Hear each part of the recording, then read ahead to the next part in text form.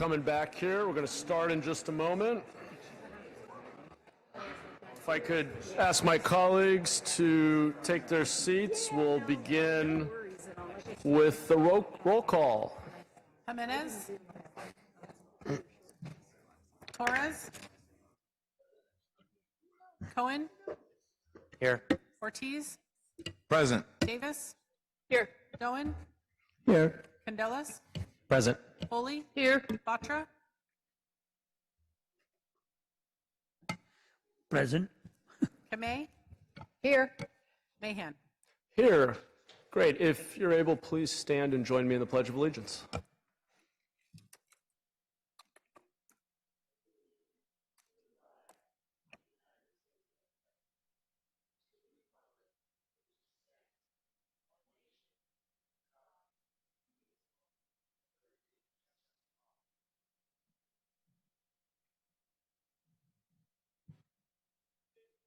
Today's invocation will be led by Reverend Dr. Brian J. Franzen, pastor of Westminster Presbyterian Church, and Councilmember Jimenez made it back just in time to tell us more.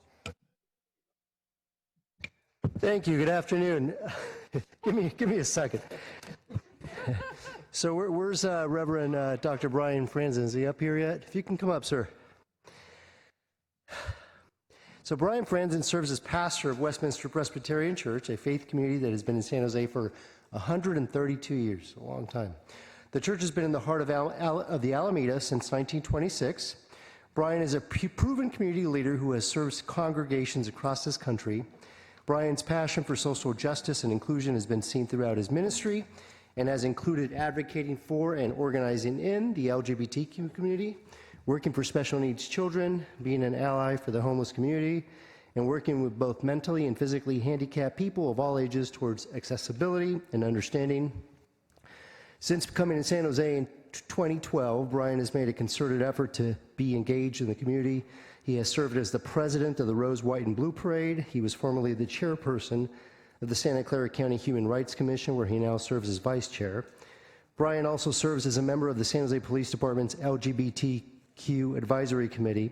And last but not least, he is part of the Silicon Valley Faith Collaborative, a group of faith leaders committed to addressing our collective racist American heritage and white privilege. I am honored that Reverend Dr. Brian J. Franzen has taken the time from his very busy schedule to provide an invocation for us on this Valentine's Day. Brian, thank you so much for joining us. Take it away. Well, happy Valentine's Day, and under the theme of love, I came and I'm going to talk out of Leviticus. And yes, you have a pastor coming out talking about Leviticus, but don't worry, I am gay, so we're not going there. In my doctoral studies, I came across an amazing woman and her work on Leviticus, a woman named Mary Douglas. And she took Leviticus and changed Leviticus for me in a very different way. Before I had taken that class, I had seen this book as a rule book, as something that was negative and something that tore our society and communities apart, with the way that people would go down to the letter and use parts outside of other parts. Mary Douglas said, wait a second, that's not how Leviticus is written. Leviticus is written with a pinnacle text. That pinnacle text is really simple. You shall love your neighbor as yourself.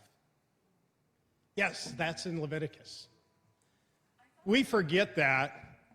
We forget that love is at the center of who we are as a community. Mary Douglas writes more about this, talking about how the question that Leviticus tries to get at is, how can we be a good community together? How can we love one another? How can we put rules and orders together so that everybody is safe and everybody is healthy and everybody can be who they are? They were rules that were meant to change over time as things changed and as the world changed and as understandings changed. Unfortunately, people didn't see that and kept them the way they are. gotten down into the rigidness of what they think is right rather than listening and loving their neighbor. As a society, we are in a horrible time where we are not listening to our neighbors, where we're looking at numbers and things written out on paper, but not caring for the stories of those who are struggling. We listen to the loudest voices who are screaming at us, and we think that they are talking for everybody. But we miss the homeless child that is sitting in the corner, struggling to make it through the day, struggling to listen to their teachers because they don't have enough food in their stomach or a warm bed to sleep in at night. Over the last 5 years, I have been working with the Bill Wilson Center on renovating one of our buildings so that they can put in a family navigation center where they can have all the services in one spot. This has taken forever and has really brought the church to the brink of our financial capacities. But we're ready and willing to risk it because we know that's what we need to serve our neighbors, because those are the people in our community that don't have a voice. We need to find love in our heart to listen. Not just listen to the loudest voices, but to listen to the smallest voices. To think about what it really means to love our neighbor. It hurt me when I read and saw the reports that San Jose reached #1 in homeless youth. We strive as a community to be the capital of the tech world, to be #1 in that. But being #1 in wealth, what does that do but make us #1 in poverty? We have to think past that, and we have to listen and look to our neighbors. We can do better as a community. We can challenge ourselves to listen, not just in the meetings where people can come out of their privilege and talk, but go out to the places where they can't and listen to the stories, hear the struggles, see the tears. This is who we are as a community. I love living in San Jose. I know many of you and have had a beer with quite a few of you, actually. And I know that we can do better as a community, that we can make the changes, that we can listen, and we can grow, and we can truly be one of the best places in this country and in this world to be. But we have to challenge ourselves and start with loving our neighbors. Thank you very much.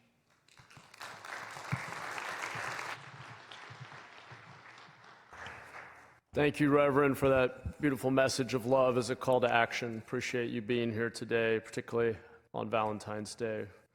Thank you, Councilmember Jimenez. We are going to move on to ceremonial items. We have 2 today. I will ask Councilmember Candelas to join me down at the podium for the first.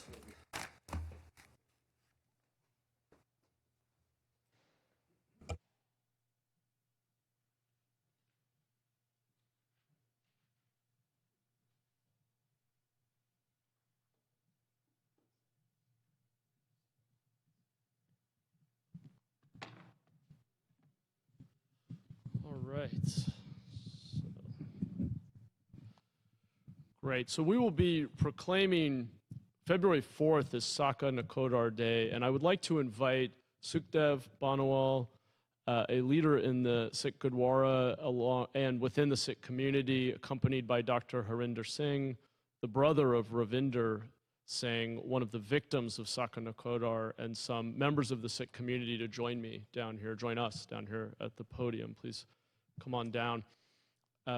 Dr. Singh has been a resident of San Jose for over 25 years and has been practicing pediatric medicine at Stanford University for more than 15 years. In addition to this, he's been advocating for justice for what happened to his brother and the 3 other victims from the Saka Nakodar incident in 1986. Saka Nakodar is a tragedy that happened on February 4th, 1986, when 4 Sikh protesters in the town of Nakodar in the Indian state of Punjab were killed by Indian security forces.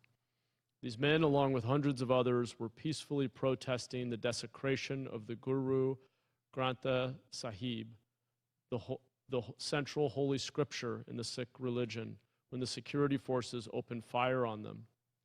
Shortly after this tragic event, the families of the victims and community began advocating for justice and an investigation into the killings of their loved ones. To this day, more than 37 years later, no one has been held accountable for their murders. Last year, Congresswoman Zoe Lofgren and Congresswoman Anna Eshoo introduced legislation to recognize February 4th as Saka Nakodar Day. And our former colleague, Sylvia Arenas, proclaimed February 4th as Saka Nakodar Day here last year. San Jose is home to over 20,000 Sikhs and the largest Gurdwara outside of India, and it is important that we recognize events like this within the community. In Punjabi, the word Saka means a historic incident or tragedy that involves rare valor or sacrifice. These men made the ultimate sacrifice for what they believed was right. I'd like to invite Dr. Singh to the microphone to say a few words now.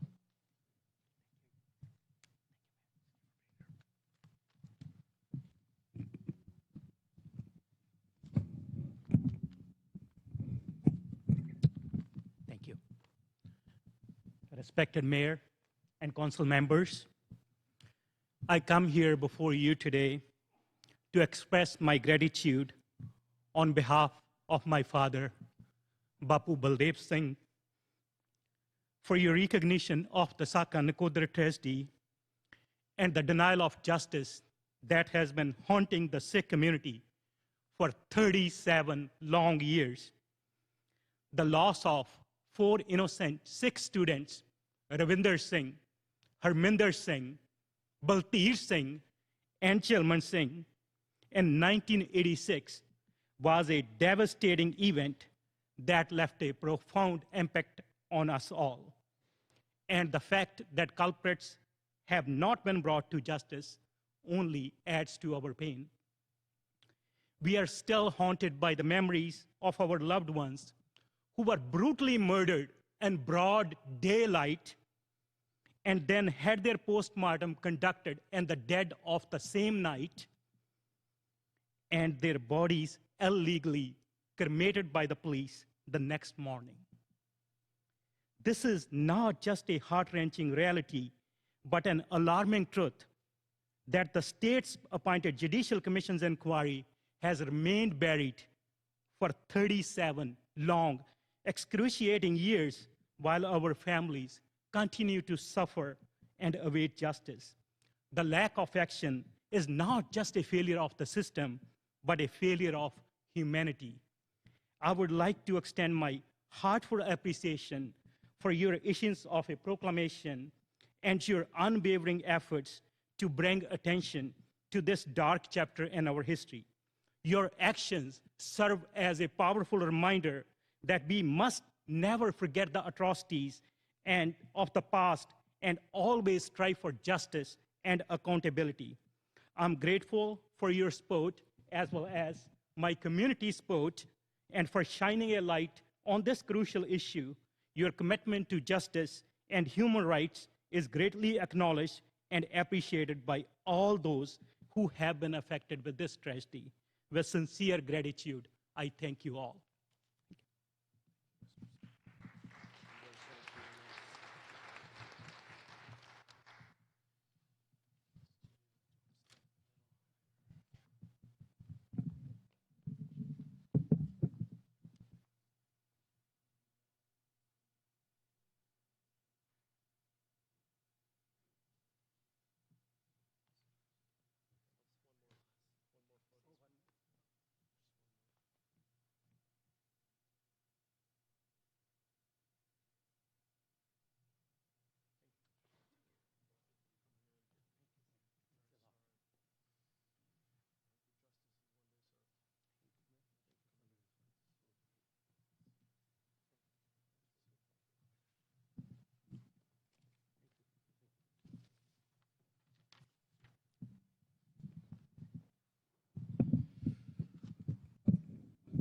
Now I'd like to invite Councilmember Davis down to present a proclamation recognizing February as American Heart Month.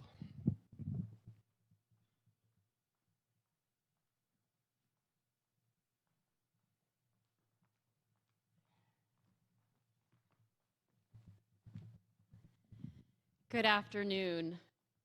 Today I have Dio Palencia, Donna Cato, and Lisa Lovelace from the American Heart Association here to accept the American Heart Month proclamation. Together, we aim to make San Jose a city full of healthy, long-living residents.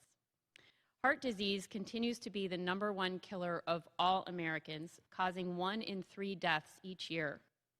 So many of those deaths could be prevented with lifestyle changes and education, which is part of the Heart Association's mission for longer, healthier lives. Healthier eating habits, better access to healthy food, more walkable communities, and a stronger connection between residents are what I want for our city. This in turn will help San Jose become a certified Blue Zones city where residents live well into their 100s and are still thriving. This Heart Month, we are recognizing the strong need for education about cardiovascular disease among women. That's why the American Heart Association has launched the Go Red for Women movement. This program serves as a catalyst for change to improve the lives of women globally by encouraging them to take charge of their own health.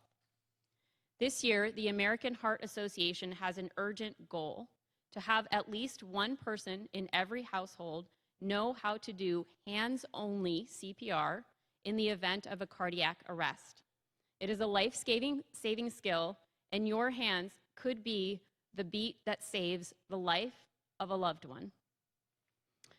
In the event of a cardiac arrest, I urge you to learn these 2 steps today. They're really simple. Call 911, and then begin pressing hard on the person's chest to the rhythm of staying alive. Knowing hands-only CPR truly does save lives. Residents can go to cpr.heart.org to learn more about CPR and find a class near you. Thank you to the American Heart Association for joining me today and for all that you do to inform, educate, and keep residents' hearts healthy. Now I'd like to turn it over to Dio Palencia to say a few words. Thank you. Thank you, Council Member. Council members, Mayor, audience. My name is Eunicio Palencia. I'm the Community Impact Director with the American Heart Association Bay Area. A few of us are here to accept this Heart Month proclamation and to thank the City of San Jose for supporting cardiovascular health in this way. As probably some of you might know, but heart disease is the #1 killer of all Americans. And our mission at the Heart Association is to increase awareness, as well as encourage everyone to take change in their own health, their family's health, whenever they can support, and support the health of their communities. We all have a part in making sure that everyone has an equal chance of living longer and healthier lives. This year, Heart Month is focused on hands-only CPR and encourages everyone to learn how to do it. And as it was already mentioned, our goal is to have at least one person in every house to know how to perform CPR in case there's an emergency. And I'm just gonna say it again. There's 2 basic steps. One is calling 911, and the other one, starting to press hard on the chest of that individual that the heart has stopped already. As we saw with the Buffalo Bills safety, Damar Hamlin, it truly saves lives. Thank you for recognizing February as American Heart Month. Thank you.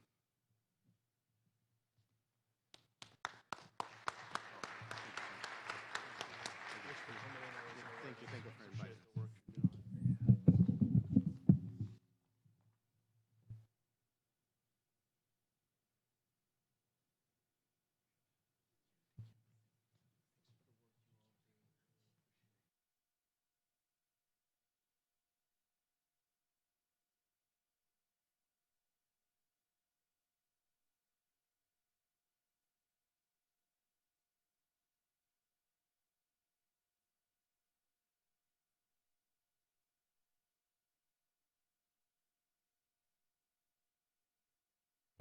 Okay, we are on to orders of the day. Does anyone on the council have any changes to the printed agenda?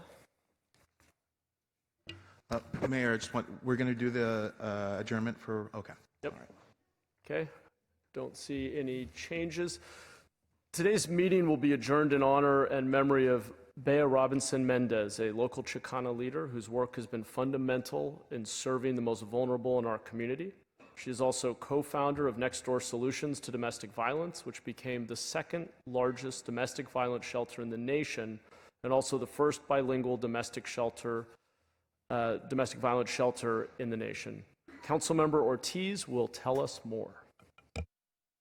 Great. If we could have the microphone, I'd like to go down and invite her family up.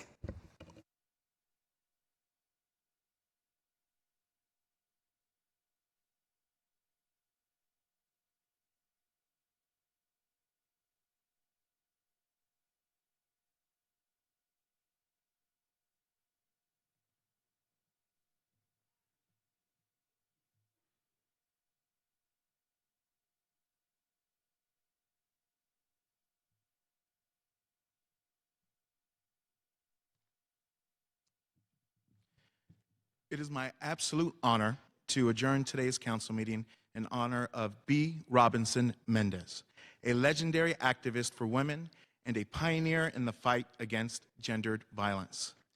B was raised in San Jose, a daughter of a Mexican immigrant. She grew up in a household affected by domestic violence, where an abusive father weaponized her mother's undocumented status to make her feel trapped in the cycle of violence. Inspired by her mother's strength in the face of such awful conditions, B became a social activist in the late 1960s, aiming to bring a sorely needed focus to the needs of women of color of the time. And in 1971, B founded the Women's Alliance, wherein she and other women ran programs out of her garage. The Women's Alliance, known today as Next Door Solutions to Domestic Violence, founded the first bilingual women's shelter in the country. Today, Next Door provides support and resources to 3,000 survivors every year, an incredible achievement and perhaps B's legacy. B's legacy is so multifaceted that we could be here all night talking about her. B has been a tireless advocate for the Latino community in San Jose, founding organizations such as the Chicano Coalition and the Silicon Valley Latino Democratic Forum, leading movements opposing police brutality and advocating for better mental health services, economic opportunities, and political empowerment for Latinos in San Jose. To this end, she led the charge for the current 10-district council system we have today, ensuring a better representation of all the people in San Jose. We are proud to stand on the shoulders of great people like B. I'm grateful to be joined by B's daughter, Elizabeth Pacheco, B's sister, Frances Tanori, B's niece, Susan Vasquez, and B's good friend, Pete Carrillo. And we're also present is Colsaria Henderson, Executive Director for Next Door Solutions to Domestic Violence. I turn the microphone over to share some words.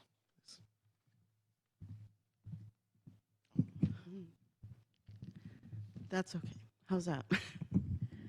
Thank you. Good afternoon. Thank you, Honorable Mayor Mahan.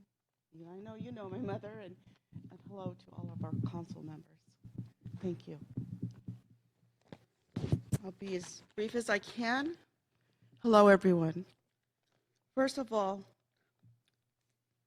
thank you, Councilmember Perez, for the invitation and the honor to speak at your council meeting.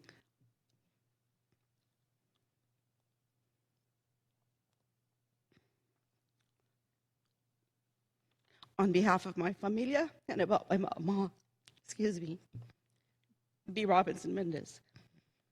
She recently passed, so sorry, I'm a little still dealing with that. She learned about the importance of being involved in her community with her brother, Jose Vasquez.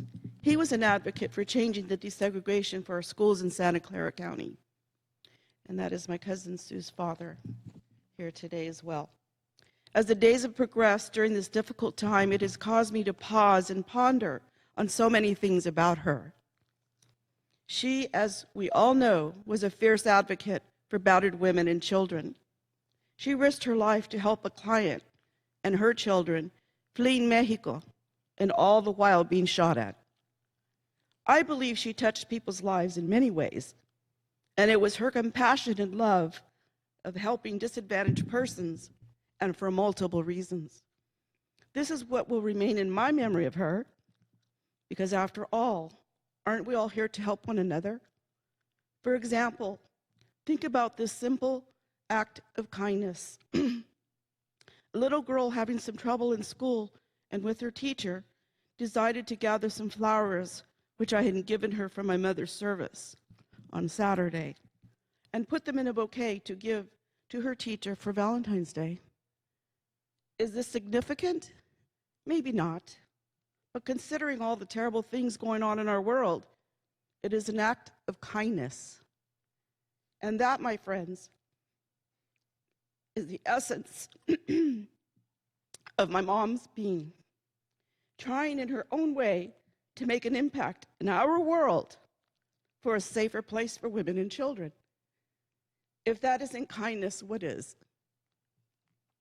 I will leave you with these cards made by volunteers working with Ms. Corsaria Henderson, CEO of Next Door Solutions. You can make a donation to them or pass the card on to someone in need, you know, for that small but important and significant act of kindness. Thank you again, and may you be blessed with peace and kindness. Si se puede. Elizabeth. Thank you.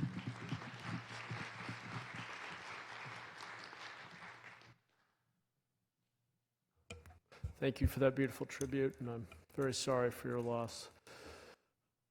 We are on to the closed session report. Does the city attorney have anything to report out? Yes, thank you, Mayor.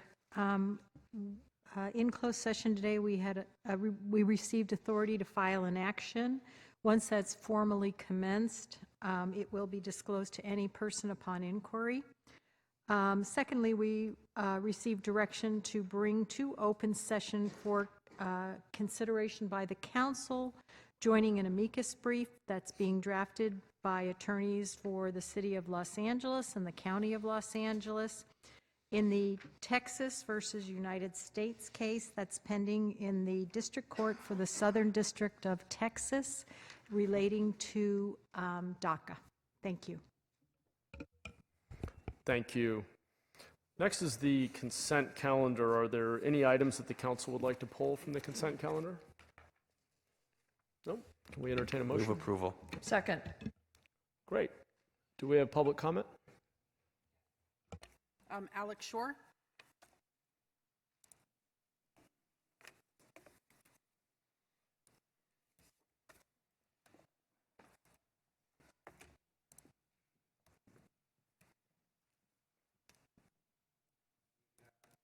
Hey, good afternoon, Council. Good to be here with you in person again. Congrats on a start to a good new year. I'm here on behalf of Catalyze SV, a nonprofit that works to envision and create sustainable, equitable, and vibrant places for people. We've been very, very interested in the future of the Burbank Theater in Councilmember Davis's district. It's on the consent agenda today.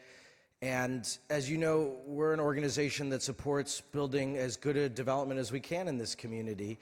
And we don't often get nervous about change, but the Burbank Theater is a truly great asset in San Jose, and we would hate to see it go away. So as this project continues to go forward, we'd ask the council to stay engaged in its future. It is a beautiful, beautiful place. I once walked into the inside, and it needs some love. And it needs some help, but it has a lot of promise too. And we just, in San Jose, can't turn our heads to historic places because we just don't have enough of them in this town. So we hope that you'll stay engaged, and if Catalyze SV can help at all in the community engagement process to marshal community support for the future of this development, and maintain some variation on this beautiful site, that would be great. We know PAC SJ is also involved in this and has identified as a key historic site in the city. So good to be back with you all. Thank you for your time. Thank you, Alex. We appreciate the work you and Catalyze do. I do want to just clarify that will be our next item, so we'll apply your comment to our next item. Thank you very much. Do we have any other public comment on the consent calendar? Yes, caller 1324, followed by Blair Beekman.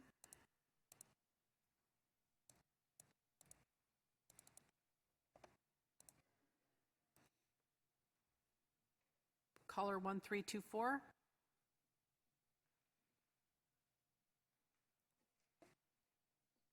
Hello, hello. Hi, we can hear you. Thank you. Paul Soto from the Horseshoe. My comments are restricted to the minute order of 1/11/23. Now, this is the Shial development. That got canceled in a March meeting in 2020. And the reason why is that we cannot continually institutionalize racist neighborhoods and celebrate them because of their beautiful architecture. This does something to the mind and the psychology of a city.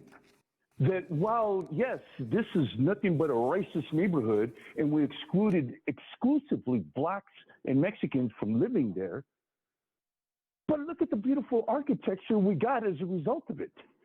I mean, this does something to the character of the city. And I'm concerned about that because what kind of deadly sociopathic city am I living in that will celebrate the architecture that was built on the exclusion of Mexicans and blacks? And then in the next sentence, the audacity of the councilwoman that is in charge of that district say that she would love for people to live to be 100 in her speech about heart conditions. I mean, the city has to, all I'm doing is providing a mirror. I am reflecting back to you what it is that you really and truly are. Now, when you look at the image and you see just exactly who you are, don't blame the mirror. Do not blame the mirror, nor criminalize it, but that's exactly what the city has done. It's criminalized the mirror by which it is reflected back to itself, its very image. So I'm challenging that, take that off the table, because all you're doing is you're institutionalizing a racist neighborhood that was predicated upon the exclusion of blacks and Mexicans. Thank you. Blair? Hi, Blair Beekman here. Thanks for the meeting today. I wanted to speak on items 2.9 and 2.14. 2.9 is about trail patrol issues. That it's my hope with all the talk of all the city staff is talking about the issues of trash along the creeks and what they have to do about the homeless issues and trash along the creeks. Is it time to really start to consider how to invite the homeless themselves to address the trash along the creek issues themselves? I mean, I know you guys do that. How do we make it a more open, concerted community effort that we all understand that people living by the creeks learn to not dump their trash into the creeks? How does that happen? There is a way to do that where we all take concern and care. And it's learning how to do that as an open community process that I think can help a lot with these trail patrol issues in the future of what we're talking about in trying to keep the creeks clean. I know you guys do this stuff already, but just a reminder how to invite the homeless themselves to the process of keeping the creeks clean. And with 44 seconds remaining, and I guess that means all of us, how do we all learn to practice that better? With my remaining time, you're going to have a flag raising ceremony February 24th about the Ukraine area. Boy, it's my personal feeling that not just generals, but our best Democrats of the Democratic Party have a tendency to feel at this time that we go all out in an effort of war in the Ukraine and don't give Russia a break at all. And I think that's really the wrong approach. I think we really have to want to offer the peace negotiation process that was totally available before this war started. Can we openly talk about those good practices? Thank you. Back to the council. Thank you. We had a motion and a second. Let's vote.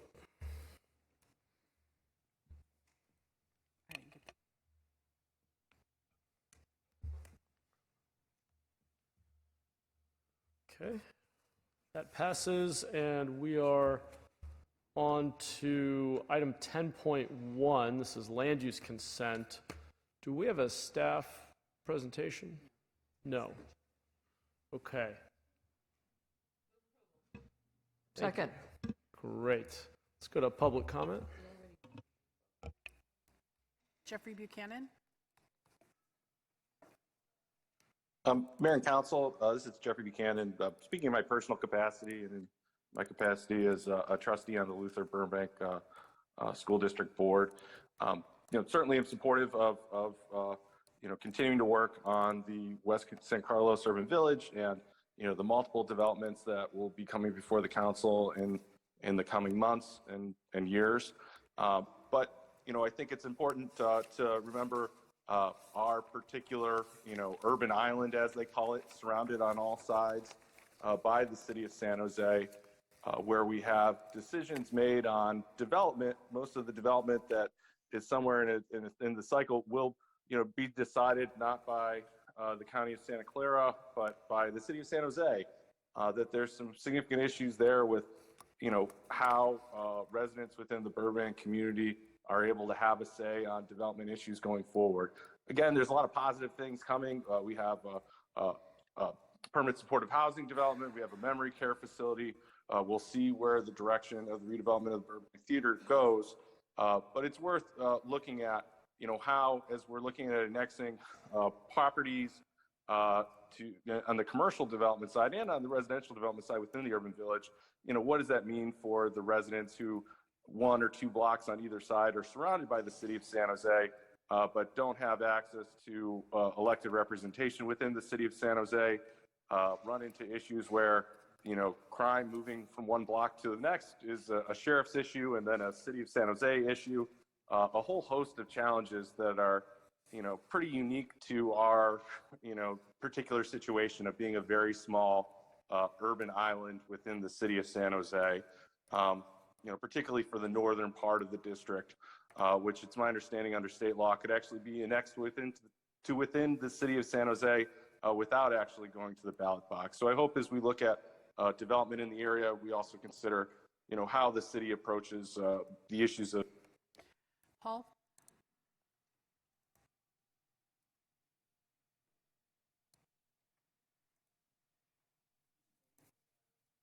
Can you hear me?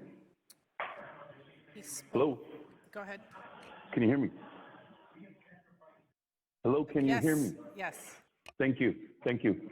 Paul Soto from the Horseshoe. I was at the Historical Landmarks Commission. This is the process that happens, is that they go through the Historical Landmarks Commission, okay, and they try to sell to the Landmarks Commission these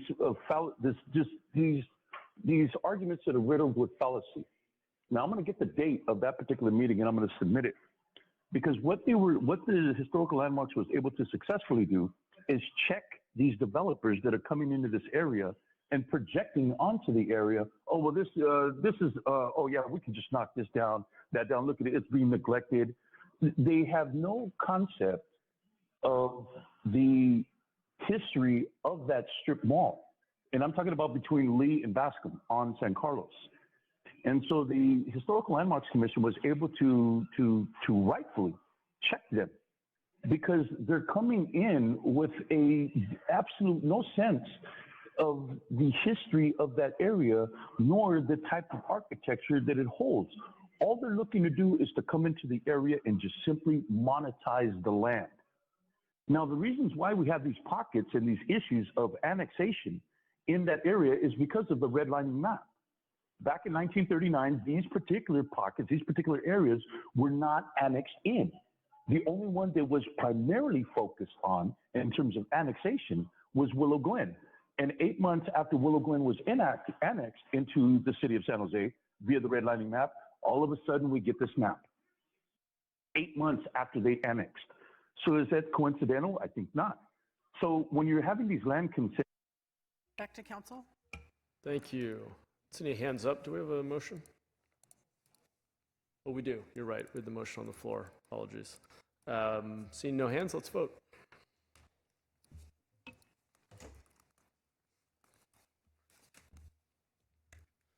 Great, that passes, and we are on to item 3.1, report of the city manager. Yes, thank you, Mayor. I would like to speak a little bit about our recent airport rebranding work. It's a little bit of background. Since 1949, when the first commercial flight landed in San Jose, the airport has been connecting our city to the world while continually advancing to meet market demands, stay competitive, and create a better travel experience for everyone. After nearly 30 years with the same brand logo and associated elements, the airport is evolving once again, this time with the adoption of a new brand identity. This is a result of a multi-year comprehensive review of the airport's brand identity to investigate whether its branding best represented the needs of our air travelers today and the unique value that the airport offers travelers within the competitive Bay Area air travel market. Secretary Norman Y. Mineta was a champion for transportation, San Jose, and this airport, and his legacy will remain a central influence at the airport in the airport's mission of connecting, serving, and inspiring the community. The new name leads with location so travelers can quickly identify the airport and places Mineta at the heart of the name. San Jose Mineta International Airport has been chosen to reflect the brand along with the additional elements, including a new logo. Although the airport is a self-supporting enterprise, it is part of the city of San Jose, and I'm delighted to see how this critical aviation hub is evolving to meet the needs of both visitors to San Jose and our own community. I have a quick video to show you all today, which explains more about the process of developing the new brand identity and what it represents for today's San Jose Mineta International Airport. I want to do a huge congratulations to John Aiken, our airport director, and his entire team for this important work. So let's kick off the video.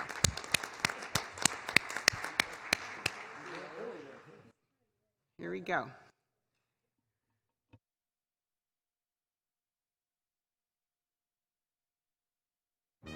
SJC has humble origins. It was born from the simple yet powerful desire to serve the people of San Jose. Over time, we grew, from connecting Bay Area locals with the rest of California to giving them access to the world. As our connections grew, so did we, leading us to become America's fastest growing major airport.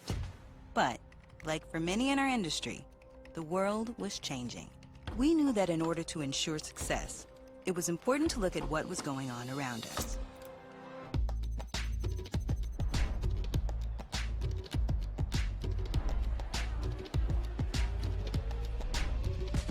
So we started talking to people.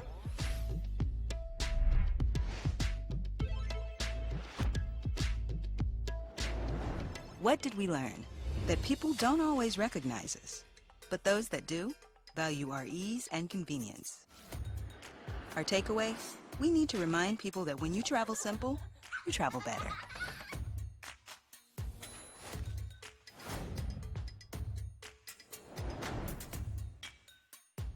It inspired a new look, a chance to stand out. And after nearly 30 years, a simpler way to identify ourselves. We took our city flag, our local landscape, our confidence that we can make travel better, and rolled them all together.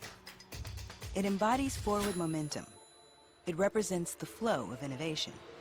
It even looks a little like an airplane. We loved it. So we showed it to local leaders, airport pros, and everyday people. And they loved it too. From an equity lens to an eye-catching one. But that's only our first step. We're also going to change the way we refer to ourselves.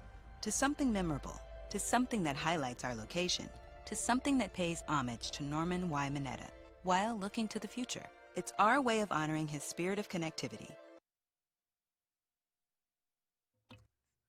Thank you His very much. passion for aviation, and his commitment to civil liberties. What started out as a simple yet powerful idea has turned into a high-flying reality. When you fly to or from San Jose, fly simple, fly SJC. There we go. Thank you so much. I think it's a great new brand and very proud of our airport. And thanks a lot, John. That's the end of my report. Well done, John and the airport team. It's exciting. Thank you for that update, Jennifer. We are on to item 3.3, approval of the 2022-2023 mid-year budget review.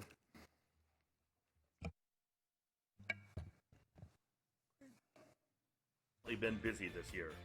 In 2022, our airline partners kicked off a number of new routes. Going back across to the airport. US and Okay. across 2 oceans. Sorry, Jim, let's just give this 1 second. Okay, all yours. Great, thank you so much. Good afternoon, Mayor and Council. My name is Jim Shannon. I'm the city's budget director.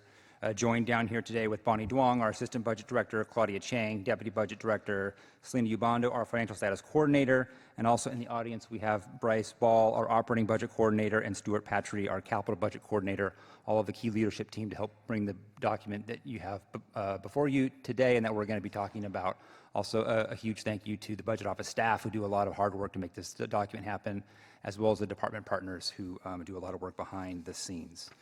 So the adopted budget is a financial plan predicated on the best information available at the time it's prepared, but with any budget, the changing conditions create the need to modify the original plan. So through its budget policies, the City Council has designated mid-year as the appropriate time to perform a comprehensive assessment of the current year's budget, and the mid-year budget review report as a vehicle for consideration of any necessary budget revisions.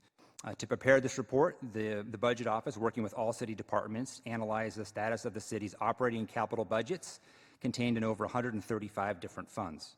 Based on that analysis and the recent receipt of several new grants and reimbursements, budget adjustments are recommended in the report for City Council's consideration today. And so looking at from sort of a big picture perspective, when we look at the entire city's budget and went through the process of digging in and figuring out what was going to be in the mid-year budget report, we can confidently say that operating and capital funds are generally performing as expected. We've got a few exceptions here and there, which we talk about in the report, but generally this is a good news report. Things are about where we thought they would be. Maybe they're a little bit better for the first half of the fiscal year. And as I'll talk through in a second, most of the economic indicators have been strong through the first half of the fiscal year. What we'll be waiting to see is the expected softening that we have built into our budget for the second half of the fiscal year and how that then continues on into the future budget year. So that's something that we are looking to see. And we do have a number of budget actions recommended in various operating capital funds, mostly just sort of to true up where we need to be based on the most recent information that we have available. And we feel pretty good, even though we're probably projecting some weaker economic times ahead, that the city is in sort of a pretty good position to begin our 23-24 budget process in the next couple of months. So just, I always go too fast, slow down. Come on, baby. I want to just talk about a couple of major economic indicators just to step through. If I can get us to go back. I don't want to tip my hand for the, there we go. As I said, when you look at the actual data, the data looks really good, especially when you look at some of the major economic indicators that we have. You know, we do see the notices in the media and the uncertainty related to the layoffs that we've been seeing. That's probably something that we need to keep an eye on in the future. But if you look at the data through December, it's really strong. When you look at employment levels, which you see here on this chart, they're the highest they've ever been. The unemployment rate of 2.1% is the lowest it's ever been. So really good, strong employment figures, which is really good news for the city's budget. When we look at hotel occupancy, this is a chart that shows you on an annual year how the previous fiscal years have compared to each other. And so the gold line there that sort of stops in December is the current year in 22-23. And you can see how that compares to the pandemic years of recent past. So we are definitely better than we've been in the past couple of years. So we're trending above last year's levels, although still below where we were pre-pandemic in FY19 and FY20. I can say that year-to-date TOT revenues, transient occupancy tax revenues, are about 75% higher than they were this time last year. So those are all trending in the right direction, which is good. Again, kind of a wait and see how the economy may shift in the coming months. But so far, you know, these types of data are looking really, really good. The data that is, you know, certainly on the more negative side is on the real estate. And this probably isn't a surprise to anybody, but I do want to point it out because real estate is really important to Silicon Valley in terms of the city's budget also. And so we have here, the blue line is the number of property transfers, and the green line is the median single-family home price, and it's the percent change year over year. So what you're seeing, each dot on that line theoretically represents how much it grew or shrank from the prior year, because real estate is very seasonal, so we want to compare on a year-over-year basis. And we had the huge spike up in property transfers, during the pandemic. That was to be that's happened in the past, and we know those have been trending down. And but also was holding for a while was the actual price. So price was holding pretty steady, but we have now seen, as you can see toward the end of that graph, as price is coming down as well. So that does have a couple of negative indicators for a couple of our revenue sources, one of them being the construction and conveyance tax, which we'll touch on in a second. And also our Measure E taxes. We had assumed our Measure E taxes would be lower this year. They were $110 million last year. They're budgeted at $65 million this year. We're so far on pace for that, but we'll need to think about that in the upcoming budget cycle. And so just from an overall perspective, I just want to say that revenue growth is strong. We're looking that revenues are on pace to exceed the current budget estimate by about $30 million, or about 2% of the general fund. And we expect expenditure savings of at least $15 million by the end of June. And that's important because we, as part of our budget development process, we always assume we're going to have some money left over at the end of the year to be able to carry forward as a funding source for the following year. And so we do have a number of limited adjustments that Bonnie's going to step through in a second. But at the end of the day, we'll have $9.4 million sort of remaining in the general fund that will help us establish our 22-23 ending fund balance reserve. That reserve has to get to at least $30 million by the end of the year to meet budgetary projections. So this is sort of the starting point of making sure we have enough money at the end of the year to meet what we expected as part of our forecast. Bonnie. Thanks, Jim. I'll be walking through the recommended budget adjustments in the general fund that's included in the mid-year budget review document.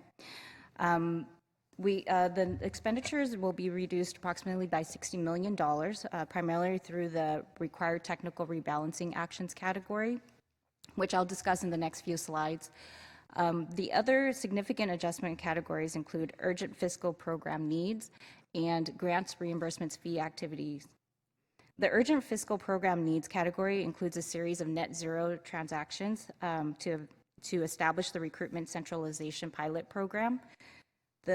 The departmental vacancy savings are leveraged to pilot the strategies to advance the recruitment efforts in the city and to reduce the organization's vacancy rate.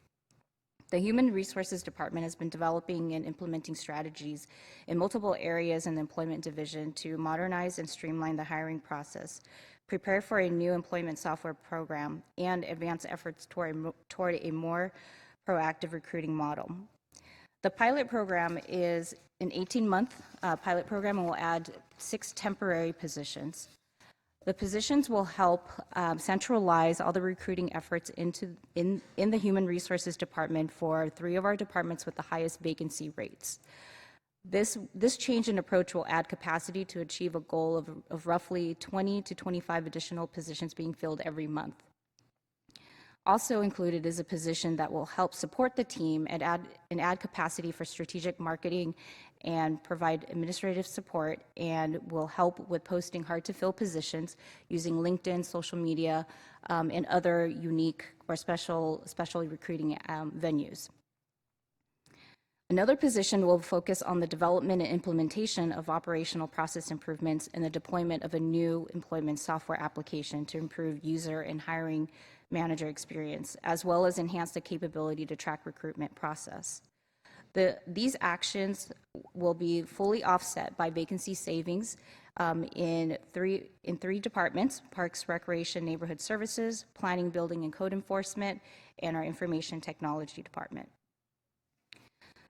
The next category, the grants, reimbursements, fee activities category, includes several net zero actions to recognize new or supplement grant funding, reimbursements for activities undertaken by the city, and adjustments to estimated revenues from fee-supported activities.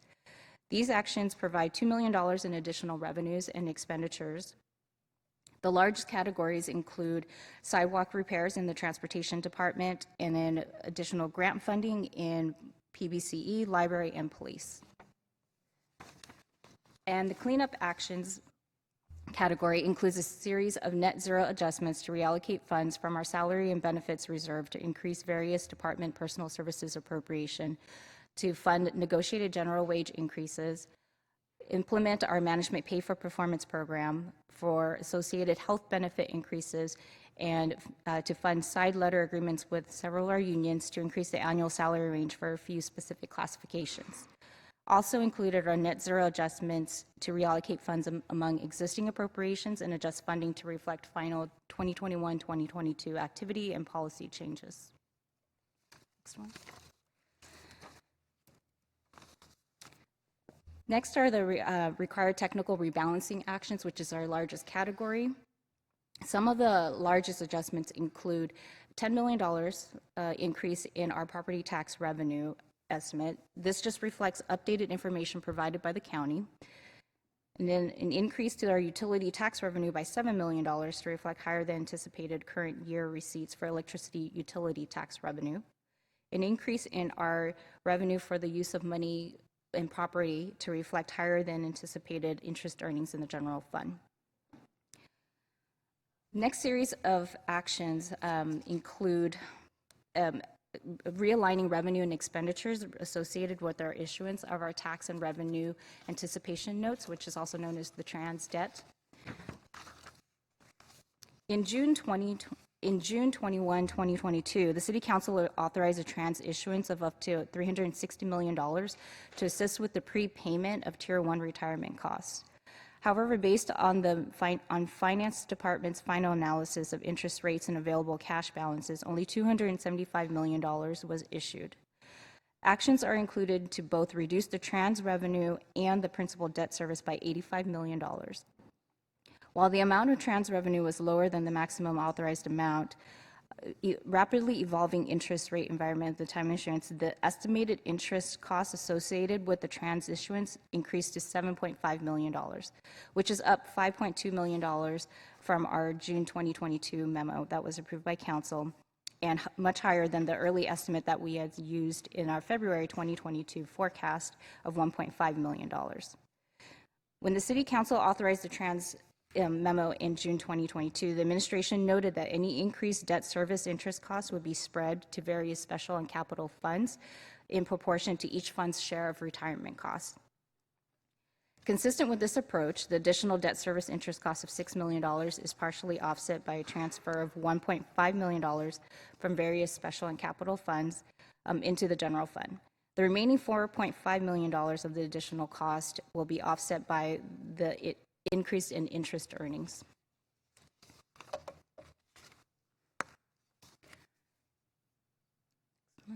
So the overall spending in the general fund expenditures is down to $61.7 million. Some of the largest adjustments include a $5 million transfer to the emergency reserve fund for the 22-23 storm response recovery appropriation that's being established. So this is due to the weather events that had occurred at the end of December 2022, the beginning of January 2023. The total cost of standing up emergency measures, removing debris, and repairing infrastructure such as parks and recreation facilities, roads and bridges, public buildings and equipment is estimated currently at $40 million. This $5 million provides funding for the most urgent repairs and recovery efforts ahead of forthcoming requests to access the city's commercial paper program and to seek FEMA reimbursement. Another adjustment included is $2 million to establish our storm evacuee transition facilities, which is fully offset by a decrease to the Measure E 15% homeless support programs reserve. This will this funding will relocate unhoused storm evacuees from 24-hour emergency evacuation centers to transitional facilities through June 30th, 2023. The estimated cost range is $3 to $5 million, but $2 million is being recommended now to allocate funding for setup costs, sanitation, and security. The remainder of the cost is expected to be allocated when the Housing Department seeks City Council approval to provide sufficient contract authority for wraparound supportive services. Next actions include a transfer of $3 million to the Emergency Reserve Fund to align available funding with estimated reimbursements from FEMA for expenditures incurred since the inception of the city's response to the COVID-19 pandemic, which began in 2019-2020 through 2022-2023. The potential for non-reimbursable costs was previously anticipated, and we had set aside $5 million in the general fund in a reserve for FEMA non-reimbursable expenses. This reserve was set aside pending a thorough review of this of documentation of eligible costs and subsequent application to FEMA for reimbursement. So the transfer of the emergency reserve fund is recommended to be reallocated from this reserve. And lastly, the mid-year budget document includes the establishment of the 2022-2023 ending fund balance reserve of $9.4 million, which Jim had mentioned in an earlier slide. So when we develop our annual budget each year, it is assumed that a combination of excess revenues, expenditure savings, and liquidation of carryover encumbrances will generate ending fund balances in the current year that will be available as an ongoing funding source in the next upcoming fiscal year. We had assumed $24 million would be available at 2023 for use in the next upcoming fiscal year of 23-24. The next five-year forecast, which will be issued at the end of this month, will assume $30 million will be available. So this action sets aside a portion of the ending fund balance that is expected to be generated in 22-23. Other actions will be brought forward as part of our year-end cleanup process to set aside any additional revenues, expenditure savings, and liquidation of carryover encumbrances.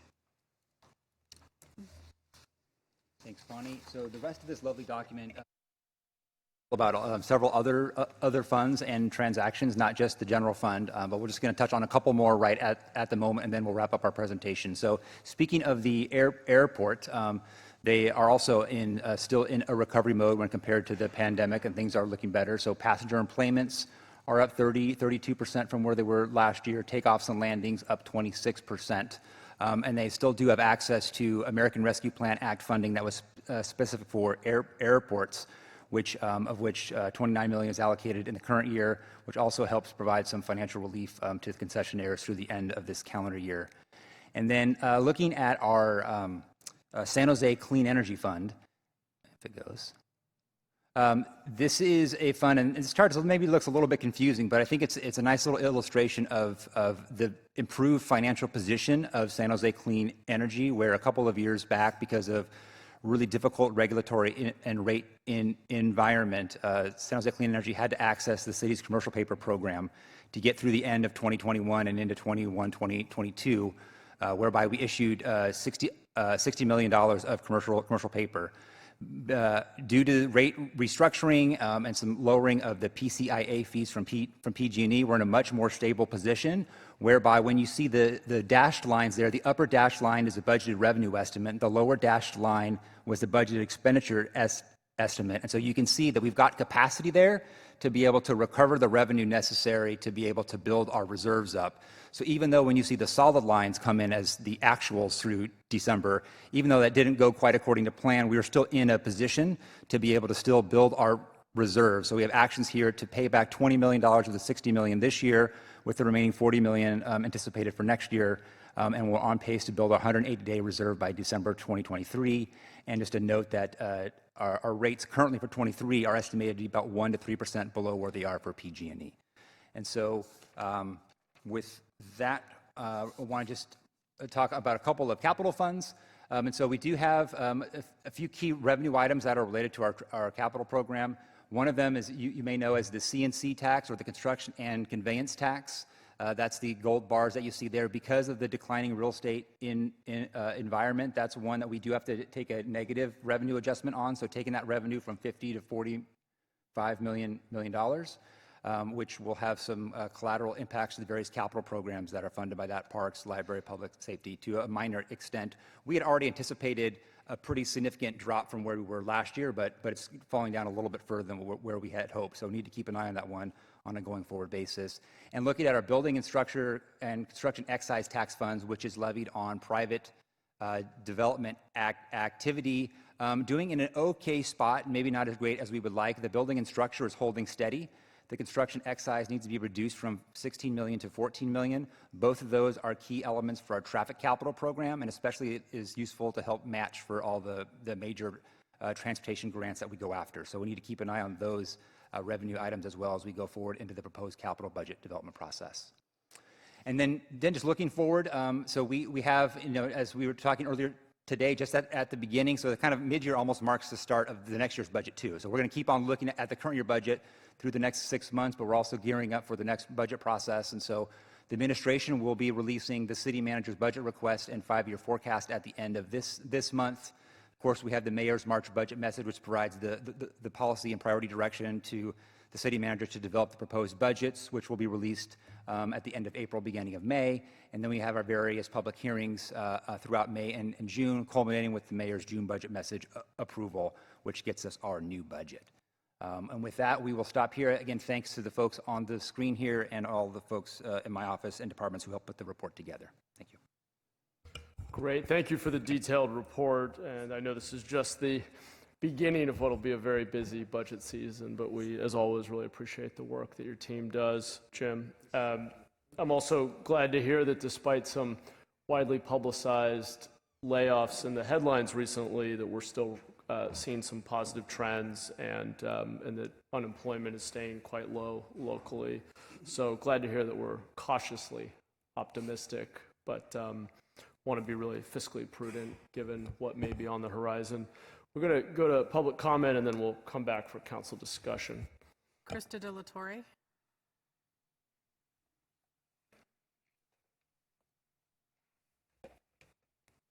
Okay, I'm going to move on to, if Krista's here, come on down. I'm going to move over to Zoom.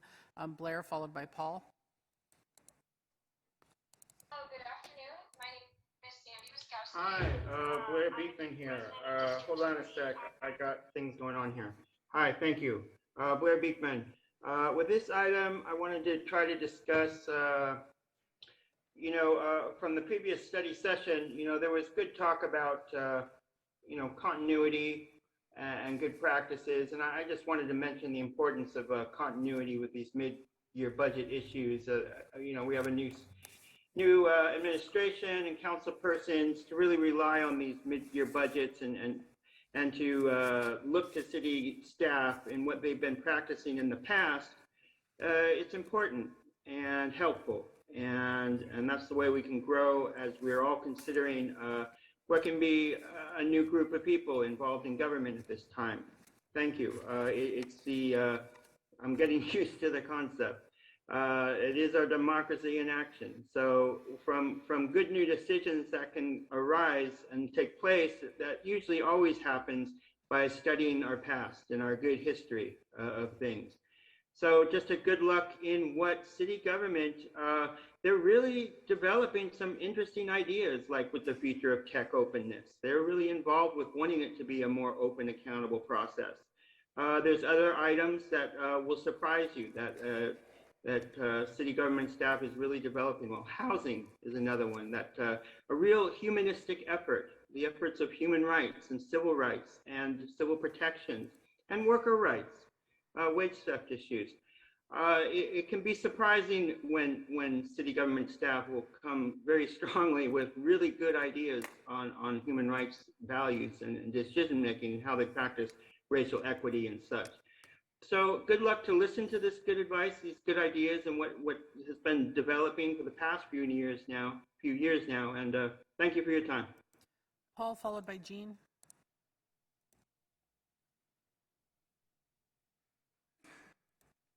Paul.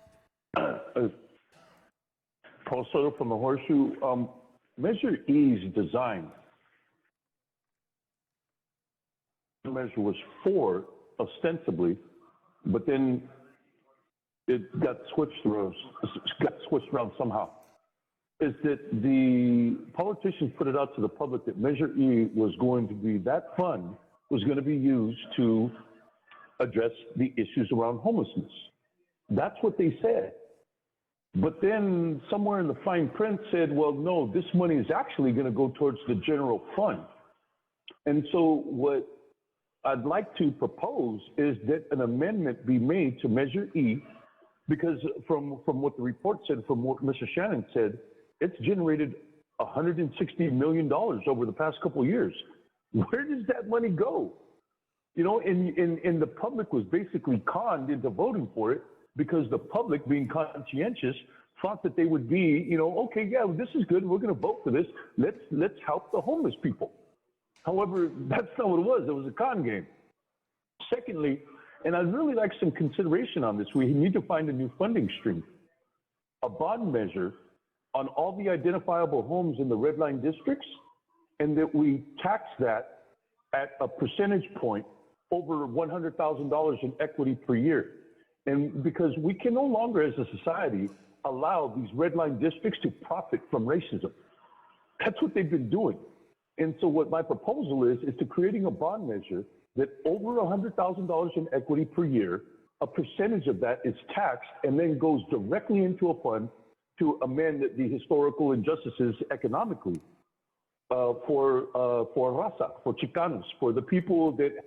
Jean? Hello, my name is Jean Dresden, and I'm a San Jose Park advocate, and I also have something to say about animals. I wanted to bring awareness to some of the new council members and highlight the CNC money shortfall and how that's going to affect you so much in your council districts. It will fall to this council to begin thinking about how to solve the capital money problem for parks. There's about $1 billion backload of infrastructure projects, and the funding system with CNC and with development fees are far insufficient and doesn't serve the whole city. Creative solutions are needed, and it's going to fall to you folks to begin thinking that way. And from the perspective of being a foster dog guardian, I want to say thank you for budget staff and the city manager for finding some dollars for a replacement animal control truck, for additional kennel workers, and for extending the emergency medical contract to increase the dollars to get to the end of the fiscal year. The shelter is in a rebuild year after catastrophic years with COVID, and I look forward to seeing the improvements. And if you're interested in a dog, I have a foster dog all ready for you, but there are lots of others at the shelter too. And I hope that you'll be sharing news about that in your newsletters. Thank you. Dinah? Hi, honestly, there's nothing I'm going to be able to add to this that Jean hasn't already covered so eloquently, except that Arnie is absolutely wonderful. But I would also like to thank the mayor and city council members for their ongoing support of animal services. We know that it has not been an easy time for animal services, and appreciate the recognition and support that's being given to them. Back to the council. Great, thank you. We will start with Councilmember Foley. Wow, I didn't think I'd be up first. Jim, thank you for your presentation, the mid-year report. Knowing that we have some reserves is good, but I'm cautiously optimistic that that may or may not last, depending on how the economy weathers through all of this. But I have a question for you regarding the mobile home parks. I know that we got an email from you, and thank you for that, but I know our public is very interested in the funding of converting the zoning on the mobile home parks. So can you give me an update on that, please? Sure, Councilmember. Yeah, we, as part of their action on August. Well, I'll turn to the page first. Yeah, whenever. It's okay. The day. I feel like I've read it so many times, I should know it by heart. But. I'm sure Martha O'Connell knows exactly the date. Yeah, so on item 8.3 on October 18th, we got direction to look to come back at mid-year to see if additional funding could be identified to increase the amount of funding that was set aside in the June budget message of $30,000 to look at mobile home park sites that were potential for conversion and to increase that to 13 sites. And so there's an action to increase that $30,000 by $75,000 to do all of that work. And so that is part of, although it's a smaller dollar amount, it wasn't highlighted in the slide that Bonnie went through, that action is included in the various general fund required technical cleanup items that we brought forward to you today. Great, thank you very much. I appreciate that. And then in the upcoming budget cycle, will you be looking at funding or looking at potentially funding the balance of the mobile home park zoning changes?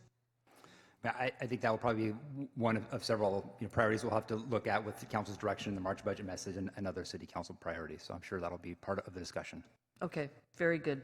That's the only question, only question I had, but a comment about the real estate taxes, the Measure E taxes, but also the property taxes that we're going to be generating. As property values drop, there's a potential in decrease in property taxes. And while that's not a part of this budget, I'm sure you'll take that into consideration. Do you have any idea where that number will be, or you're not, it's too early to ask? We're going to finalize that for this 23-20. So yeah, so your point is a good one. So how the real estate market closed, the valuations closed as of December 2022 is going to inform the revenue we received in 23-24. Okay. And so, we're probably going to be pretty decent from the 23-24 standpoint. It'll be what 24-25 gets us. And that's kind of the common theme is that, if we head into a recession, the tougher year will probably not be 23-24, but 24-25. That makes so sense. making sure that we're positioning ourselves to be able to weather both of these years will be important. Right. Thank you very much. That makes sense. That's it for me, Mayor. Thank you for the report. Great. Thanks, Councilmember. Councilmember Cohen? Yeah, thank you. I just have a question. If we go back to the CNC graph, or maybe you don't have to show it, but you're down a lot this year, but there were significantly higher last year than had been in the past. Presumably, we can't spend all the CNC money over a short period of time. It's banked, and we have a longer period of time. So while I see that it's down this year, and you talked about being cautious and careful, how are we spreading that out, and will this really be something that's a big effect on our future work that we fund with CNC, or do we think that we can weather that? Yeah, let me give it a shot, and if anybody wants to fill in on the department side, they certainly can. So last year we had received about $65 million, I think, in CNC overall taxes, which was sort of a record year. And so when we started the budget for 22-23, we knew we weren't going to be at that level, and so we started with this $50 million projection. Now it's taking budget actions today to recommend taking that down to 45. It may trend lower than that, really, so depending on sort of how things go. My sense is the impact is not going to be immediate in the current upcoming fiscal year, but as you spread that out across the overall 5-year CIP horizon, it just sort of lowers the level of investment that we can do sort of broadly. I think the Parks PRNS department does a pretty good job trying to be conservative enough and give them enough leverage to pull to not get upside down in individual projects already committed. So I think they'll probably try to continue that as we go into sort of a lower revenue environment. We also try to do, we try not to be too aggressive in this revenue estimate because it's so dependent. When you have a sort of a single revenue source to do all your programming and your project planning, it's nice for us not to be too aggressive in what that revenue estimate is so that we don't get upside down.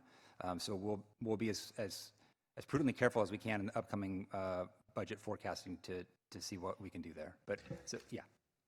Can you just remind me when we came in that far over budget last year, some of it was unanticipated, way above what we had budgeted, right? Right. So all that extra money, I forget what our initial budget was for 22.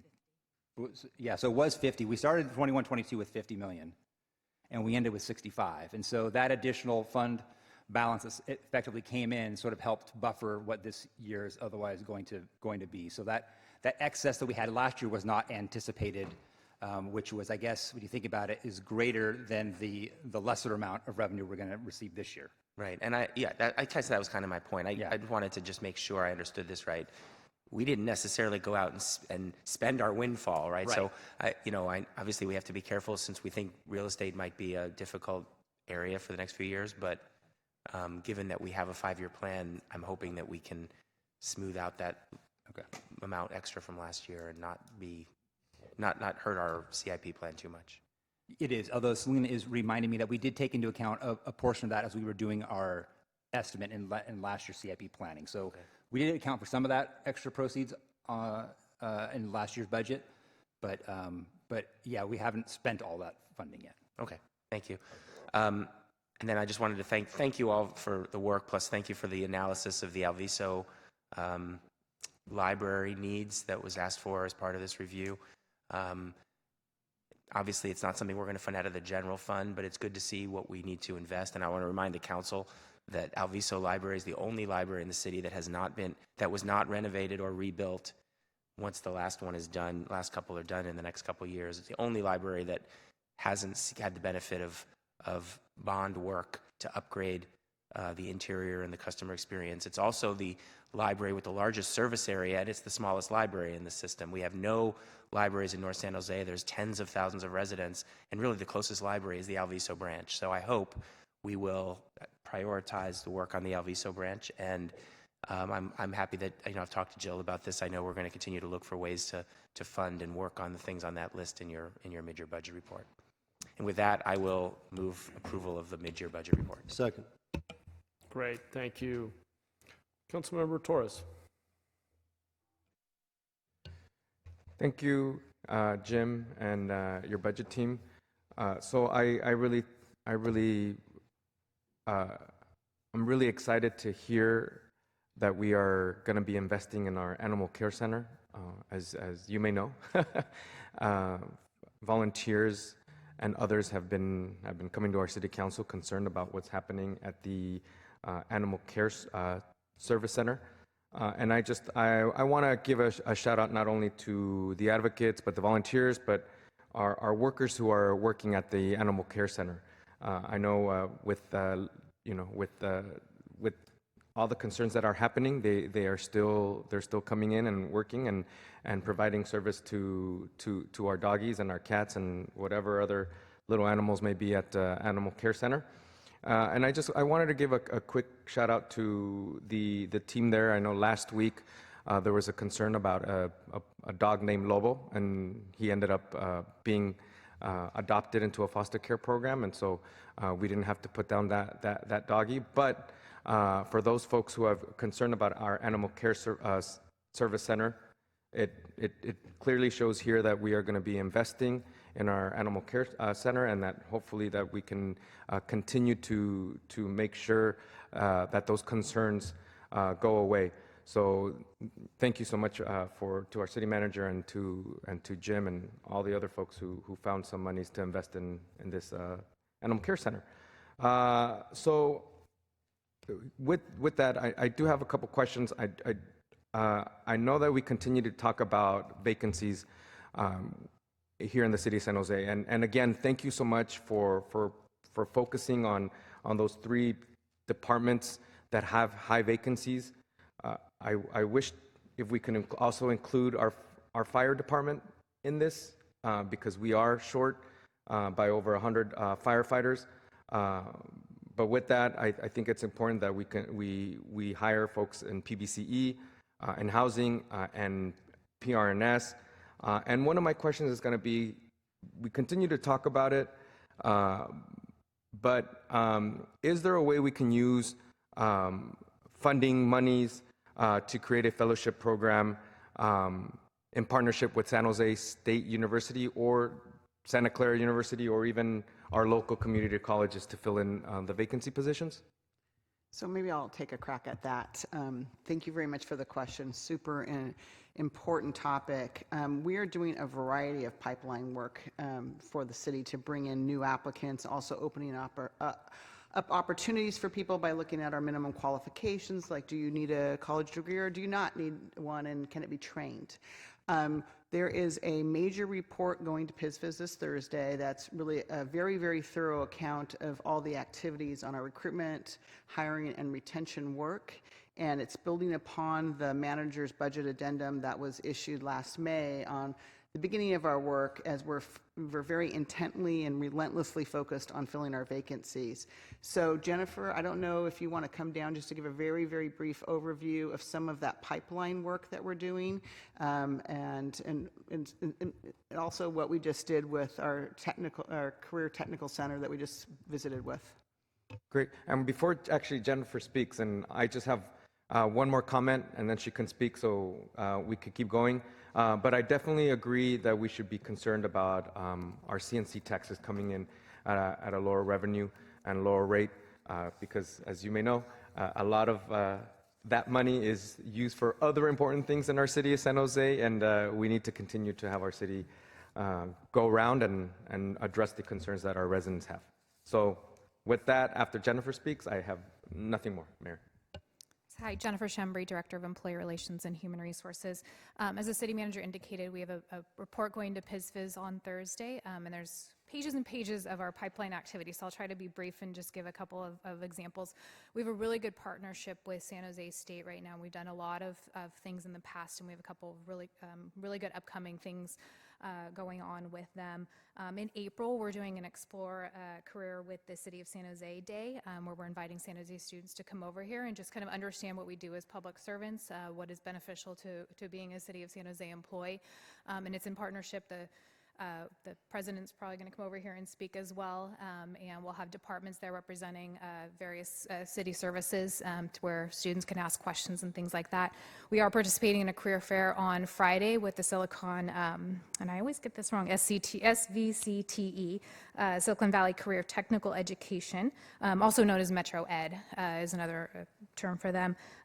We did visit them actually recently with the city manager and representatives from the city manager's office to try to develop a partnership with them. So we are participating in their career fair on Friday.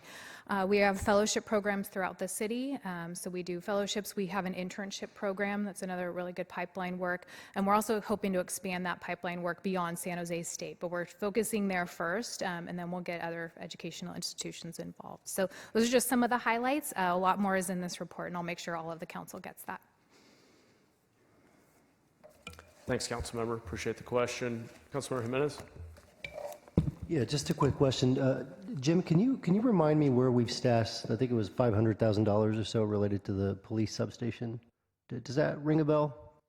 And if it doesn't, we could talk offline, but I just didn't know if my recollection as to the amount or even just the stashing away of the money. Yeah, so I Parking think, it some more. Yeah, let me talk out loud for a second. I think we did set that aside. So prior to the issuance of Measure T, I believe we had set aside some money to potentially do some future activation or of the substation.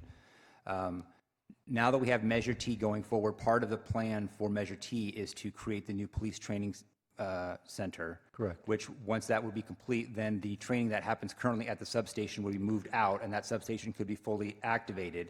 That full activation is actually because council made that overall approval of that plan.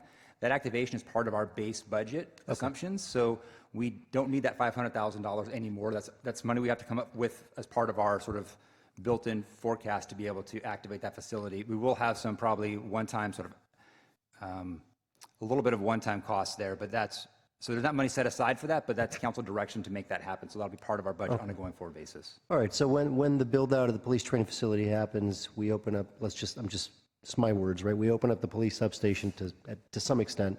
You all would need to go find the money to make some of that happen. It's already built into the plan, if you will. Right, yeah. So Okay. we do have, we even have operating costs built into the 5-year. I believe it's about, $2.5 million, I think, on an ongoing basis to operate the substation after it's activated.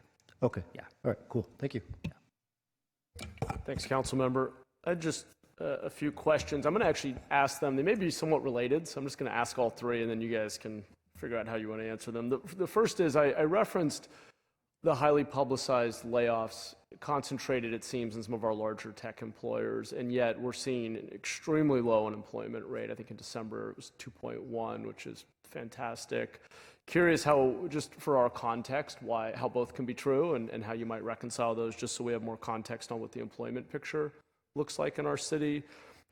Second is looking at the second half of this fiscal year. Where do you think there's the greatest risk of fluctuation, and what are the risks that we face in terms of revenues? What do you expect to be the place where we might see the greatest delta. I think you sort of referenced that earlier. And then finally, the reserve amount of $9.4 million, can you just remind us of how you arrived at that number and in your opinion, if it's sufficient? Thank you. Great, so I'll just take those in order. Yeah, so trying to reconcile the actual data that we received on employment figures through December with the layoff notices that we've seen out there. So I think, we will probably start to see some of that in the coming months, probably starting with the March reporting month. We might start to see some of those come through. Good afternoon. My name is Selena Ubando, and we will receive the January information on unemployment the second week of March. Because of the benchmarking they do every year, the January data is delayed. So rather than receiving it at the end of February, which would be normal, it would be the second week of March.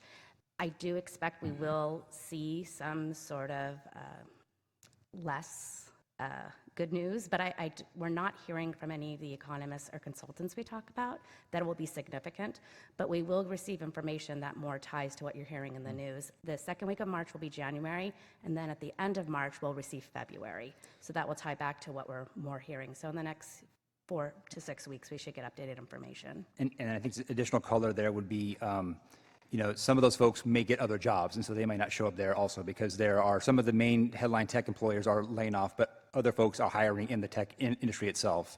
The other thing is if they're getting a severance, sometimes they don't show up on the data for quite a while beyond when they actually receive the notice. So that's another thing that we have to, it may take even a more delayed response.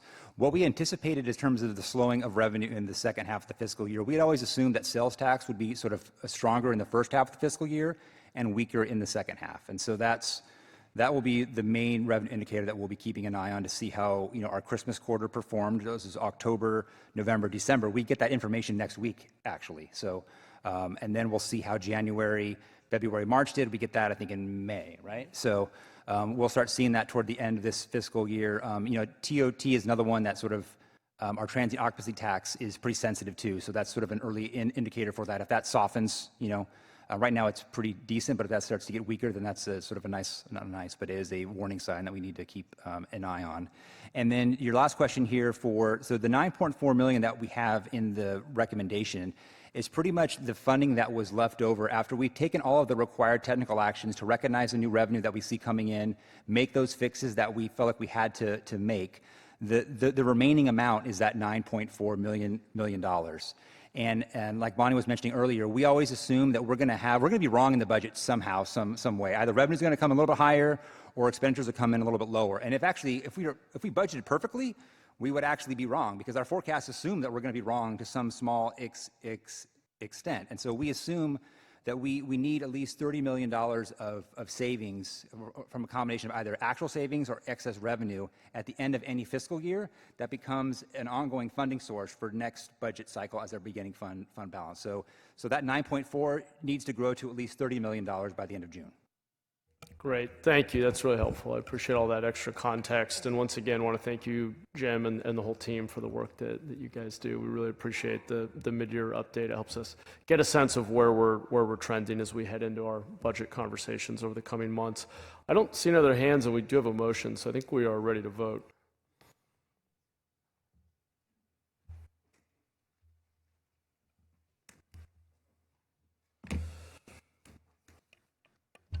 Mayor, Councilmember Batra's computer is frozen, so. Okay, so can you just vote out loud? Yep. Is that a yes, Councilmember Batra? Thank you. It's unanimous. Great, that passes unanimously. We are on to item 3.4, the report on request for proposal for citywide security guard services. We'll give people a moment to if you're on Zoom and you're here come to on talk down. about 3.4, please start raising your hands. Thank you.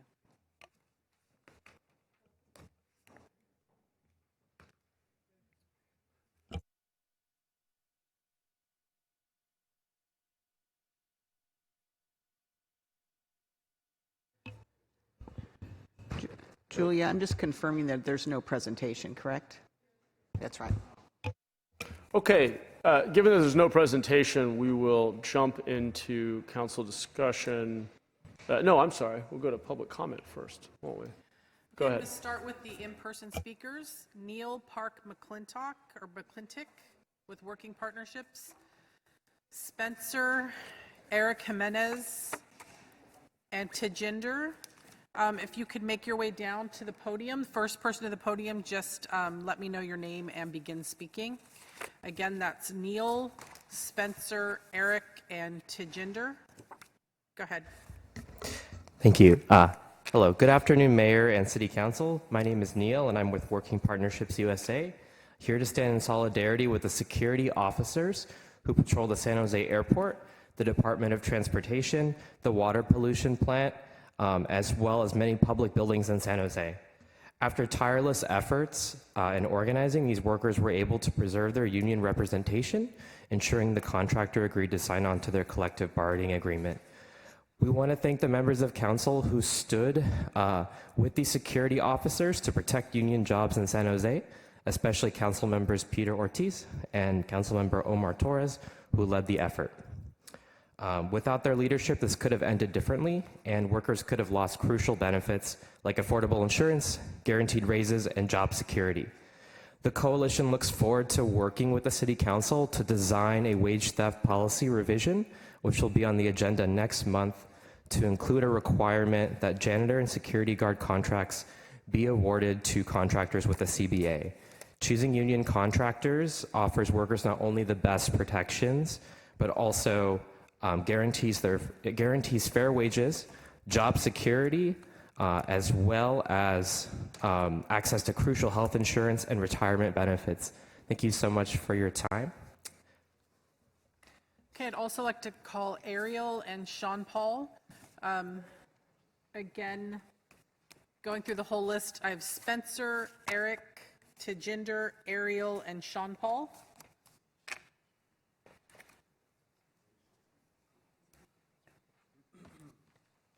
And if you heard your name, please come down and line up here in the middle aisle. Go ahead. Great. Good afternoon. My name is Eric Jimenez, and I've been working as a security officer for the city of San Jose for nearly 6 years. Some of you probably recognize me as I am on the team that patrols the parking lots near City Hall. I fought to keep my union because I believe security jobs can and should be good jobs, not just stepping stones. High turnover isn't good for officers like me and isn't good for our city. But people won't stay long-term in a job that doesn't offer us the benefits we need for ourselves and our families. With the union, we know that our jobs are secure and that we have the means to continue to improve our health insurance, our work conditions, and our retirement benefits. In 2020, I dropped my employer insurance because of the offerings being too expensive and not worth it. That same year, I was in a car accident, and the resulting hospital bills left me with $10,000 of debt. I had to pull 16 to 20-hour days for an entire month to pay it off.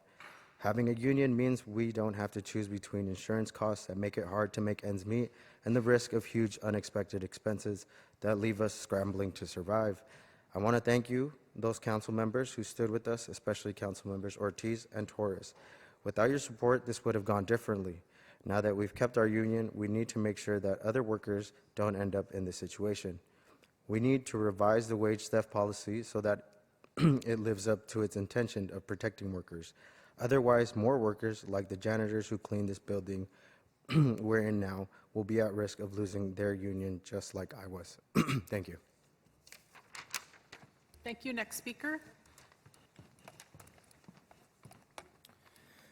Good afternoon, Mayor and City Council. I'll be speaking on behalf of Spencer. My name is Robert Sargsyan. I'm a security officer with Allied Universal at the Sunnyvale site, Meta. And I'm also a part of the United Service Workers West, SEIU. I've been working security for approximately 5 years now, currently 2 years at the Sunnyvale Meta site. And I just wanted to let you know why I believe that the union is important for us. It provides us a backbone when, we don't have anybody to speak with. They offer us good benefits, PTO, and holiday pay, which, on top of working as an officer, patrolling every single day, I have time to spend with my family. And those PTO hours really do allow me to do that, to spend more time with my family on top of working and protecting the area. I really wanted to just thank all of the members of the council who stood with us and supported union jobs for the contracted workers at the city. Especially a special thank you to members Ortiz and Torres for their strong leadership on this issue. I really wanted to thank you for your time. Appreciate it. Thank you. Next speaker. Hello, my name is Ariel Park. Good afternoon, City Council. And I'm a security officer with Allied Universal, and I'm also a member of United Service Workers West and SEIU. And I've been working as a security officer for about approximately 10 years, and I found that being a member of a union in this industry has been extremely helpful in having affordable health insurance, guaranteed job security, and other benefits that are offered by a union. And I also want to thank the members of the council who stood with us and supported union jobs for contracted workers in the city of San Jose and in Silicon Valley, especially council members Ortiz and Torres for their strong leadership on this issue. And also, I know that the city of San Jose has an ordinance for wage theft, and that unions would be very strong partners in advocating for workers in this. And we also want to advocate for other workers, such as janitors who clean City Hall, and also other security officers at the airport and in the city. Thank you. Thank you. Next speaker. Good afternoon, Honorable Mayor and City Council. My name is Sean-Paul Guest, and I would just like to say that this is a great opportunity for the city to not only secure its security interests, but its financial interests as well. And by focusing on the financial aspect of this could be a really great opportunity for the city to help out with a lot of the problems that it's facing, since by providing more training to these security officers, they'll be better equipped. And with them being better equipped, people will feel safer to come here, including businesses, tourists, people, a lot of those different things that would help to bring a lot more traffic to our area. And additionally, that would also help to increase our tax revenue, since there would be more sales tax, there would be more income tax, there would be more property tax, the whole 9 yards. So it's really important that we do carefully choose how we do have this contract and this negotiation settled. And there's a bunch of different ways for us to easily potentially alleviate a lot of the costs associated, since a lot of companies have a lot of arbitrage to deal with, including our local businesses. And just like with City Hall refusing or deciding not to implement a cafeteria to help increase the economic activity in the surrounding areas, since a lot of these security guards are going to be stationed in areas surrounding the local community, it would probably be a good idea to think about the opportunity of investing in a potential subsidy type system, or just potentially giving some sort of break or incentive to a lot of the local businesses in the area to cater towards these security guard forces, since it would help in general. It also boost morale, make people more likely to invest in it, and it also would have the benefit of potentially going over and spilling over into other aspects, since a lot of other students could get interviews or get potential jobs from the increased economic activity. And it just would help to secure San Jose's economic interest by having a more circular economy, by putting money back in our pockets through investing it in those strategic ways. So thank you. I just wanted to say that. Thank you. Forrest, followed by Paul.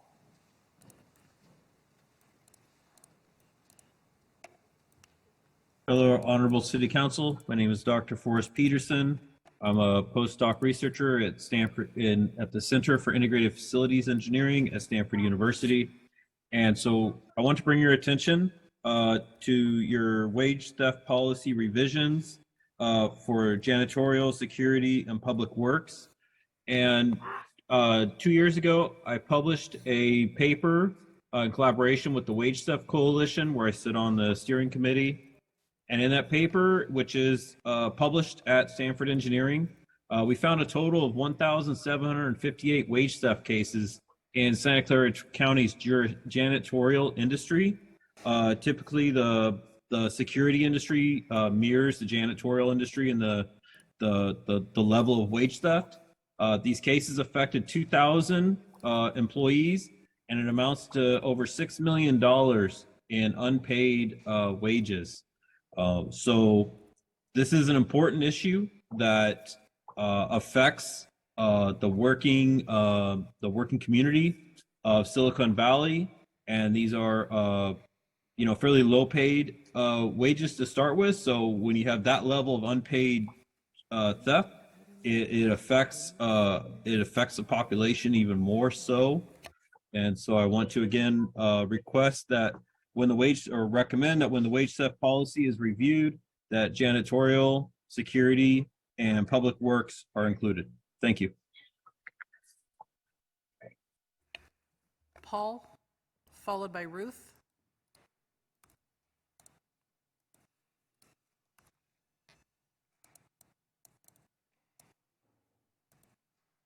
Paul? Yes, can you hear me? Yes.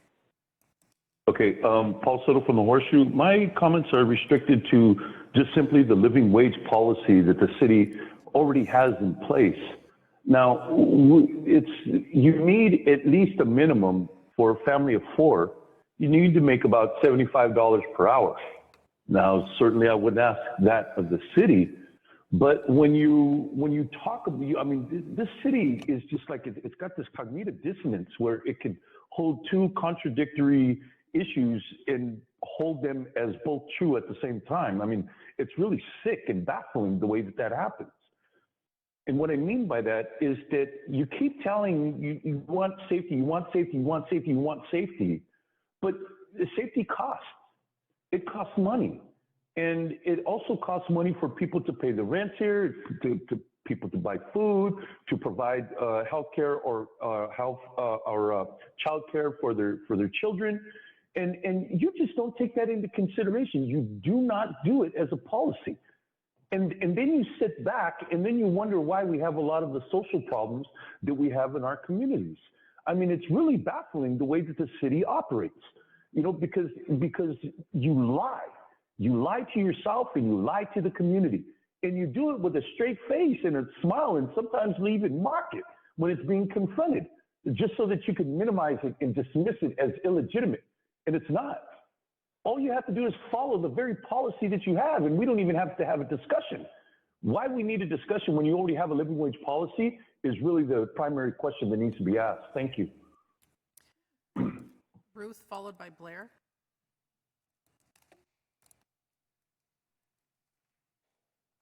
Hello, my name's Ruth Silver-Tobe. I'm supervising attorney at the Workers' Rights Practice at the Law Center. And I also am on the OLSC advice line.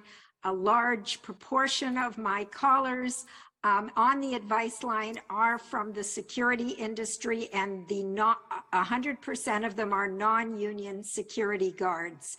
And I do want to say that the data that Forrest provided was non-union security guards. We don't see that problem when there's a union because there is a mechanism to resolve wage issues through the grievance procedure.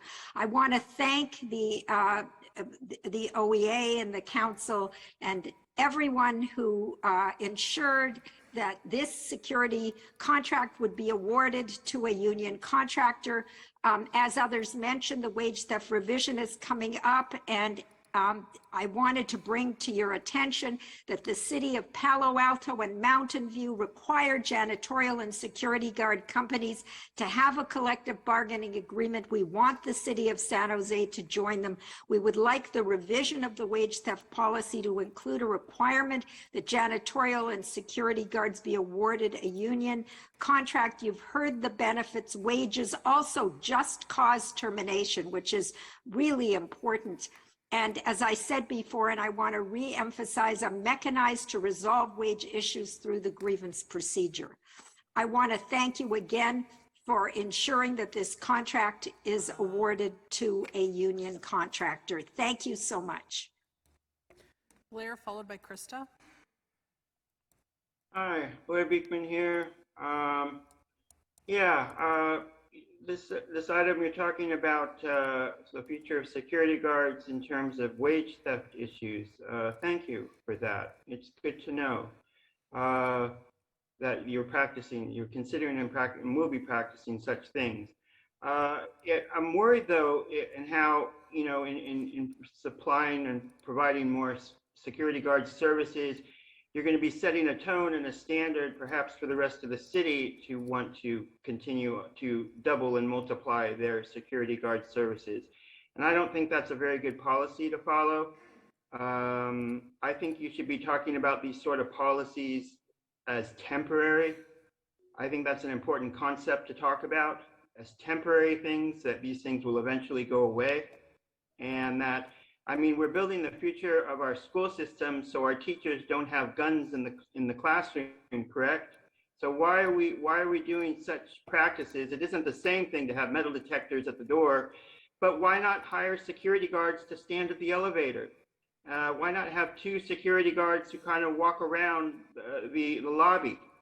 That can accomplish just as much and create a sense of trust, much more than these huge metal detectors that I just think are the embodiment of fear and the prison police state, basically. It just reminds us of a world that we don't want to live in. Let's make the steps to ask people not to fire guns in our public spaces. Let's practice good mental health things with each other and build trust and build the concepts of trust with these things. We can take much smaller steps than what you're doing at this time. I'm really disappointed in what you're doing, guys, and I hope you can really want to talk about it in terms of it being a temporary process.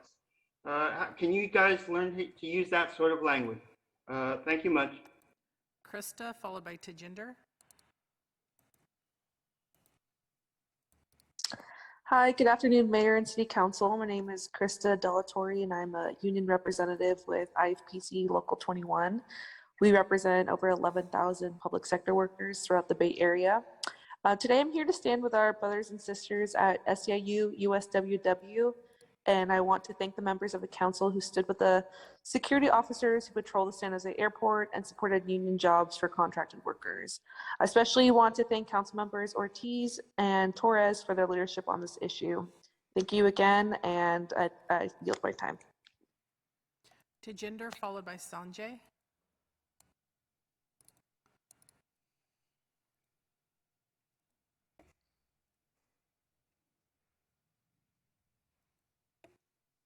Tejinder.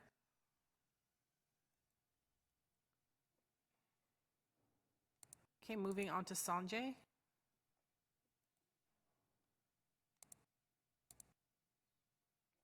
Hi, good afternoon. My name is Sanjay. I'm the first vice president for SEIU United Service Workers West. I think folks have gathered this by now, but I just wanted to get on and let folks know that Good Guard reached out to us on Friday last week, and they have put in writing their commitment to honor the wages, the benefits, future wage increases and benefit improvements that are coming. And they've agreed to sign on to the collective bargaining agreement that covers security officers throughout San Jose, Silicon Valley area. So I'm really excited about this, and just wanted to get on and say and appreciate you all. I know that sitting on council, you're dealing with a lot of different issues, and I want to give special appreciation to the council members that actually met with the workers that would be most impacted by this. I think that meant a lot to the security officers, and I hope that the security officers were able to give a little window into the important work that they do. I think that there's a lot of the security officers that work at the city are hardworking folks. They're predominantly workers of color that are living in some of the lowest income communities throughout San Jose. And how we treat them is a reflection on how we treat San Jose. And so I'm proud that the City Council stood with the workers, and I'm really excited that we're going to be able to work with Good Guard on this contract if this is awarded, and look forward to working with the city and City Council to make sure that we we update that wage theft policy, because I don't want to be facing this with our members that are janitors at the city in the next few months. All right, thank you, everybody. Louise?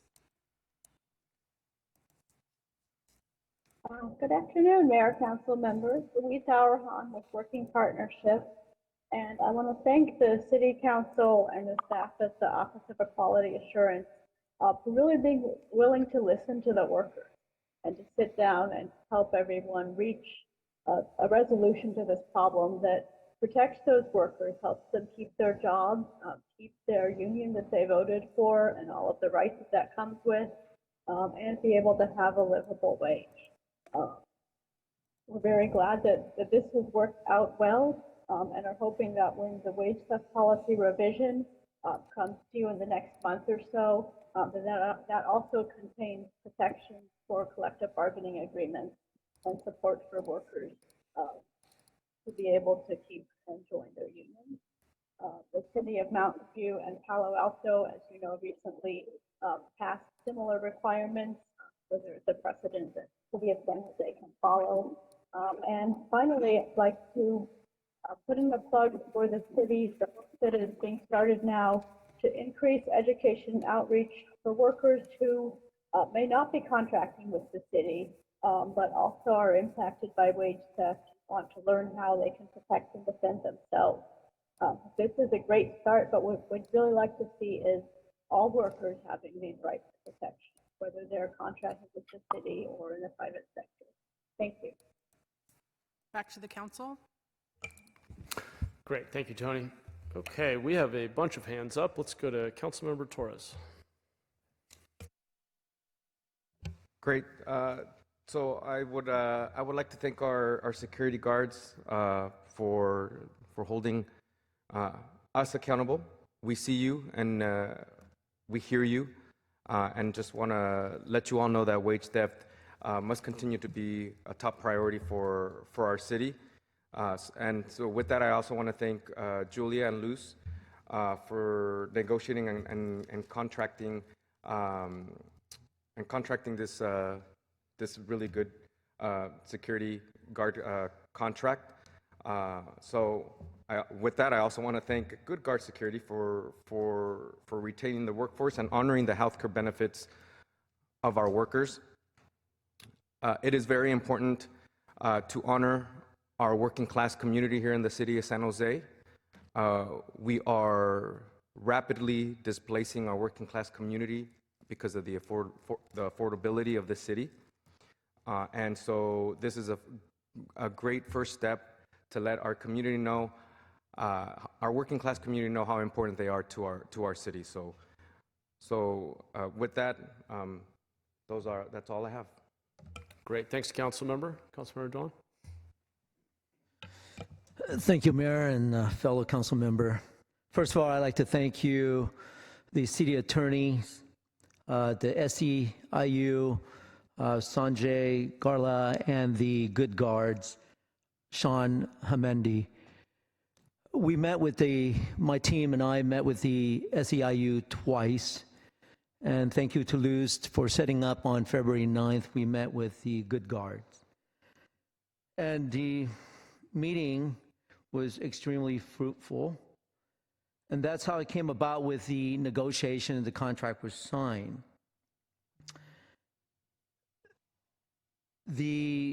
As you all know, today, Good Guard has signed the CBA with the SEIU, which specifically call out the following: retaining all current employees and recognize USWW as the employee's exclusive agent for collective bargaining.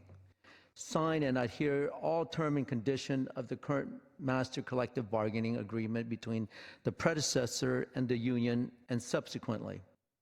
Honoring the seniority dates of all continuing employees for all purpose, and honor the wages, the wage rate and benefit level of all continuing employee, and maintaining existing schedule and work hours of all continuing employees subject to the right of awarding authority to require new specification, in which case change will be made per term of the CBA and work cooperatively with the unions and its representative to address any issue arising in the contractor transition.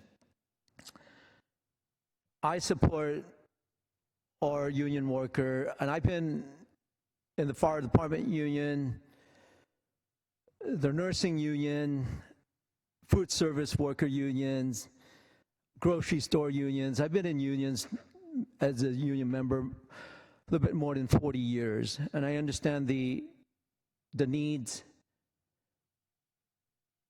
for protection and representation. And I just want to let you know that as a city council member, I fight for the working men and women in this city and those members who are not part of the city as well. In summary, Good Guard Security has agreed and signed on to the CBA with the SEIU.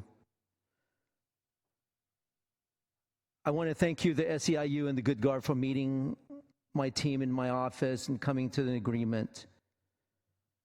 My staff have performed a robust search and analysis for the awarding of this contract, and I urge that my council colleagues to accept the staff recommendation. And I move my memorandum for approval and adoption, and I ask for a second. Thank you, Vice Mayor.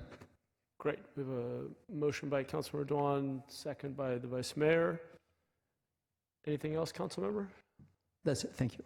Okay, great. Thank you. Appreciate your efforts to meet with various parties, as I know many of our teams and offices, including mine, did as well over the last couple of weeks. We are on to Councilmember Ortiz. Thank you, Mayor. First, I want to thank the City Manager's Office, finance staff for making themselves available to answer questions and concerns from my office and stakeholders.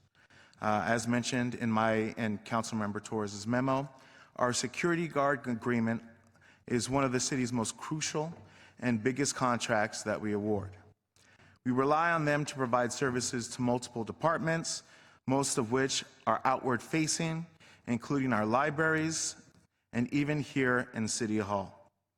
For this reason, it is in the city's best interest to be able to retain a qualified workforce, and a change in contractor should not inadvertently lead to a loss of benefits or to a bargaining agreement.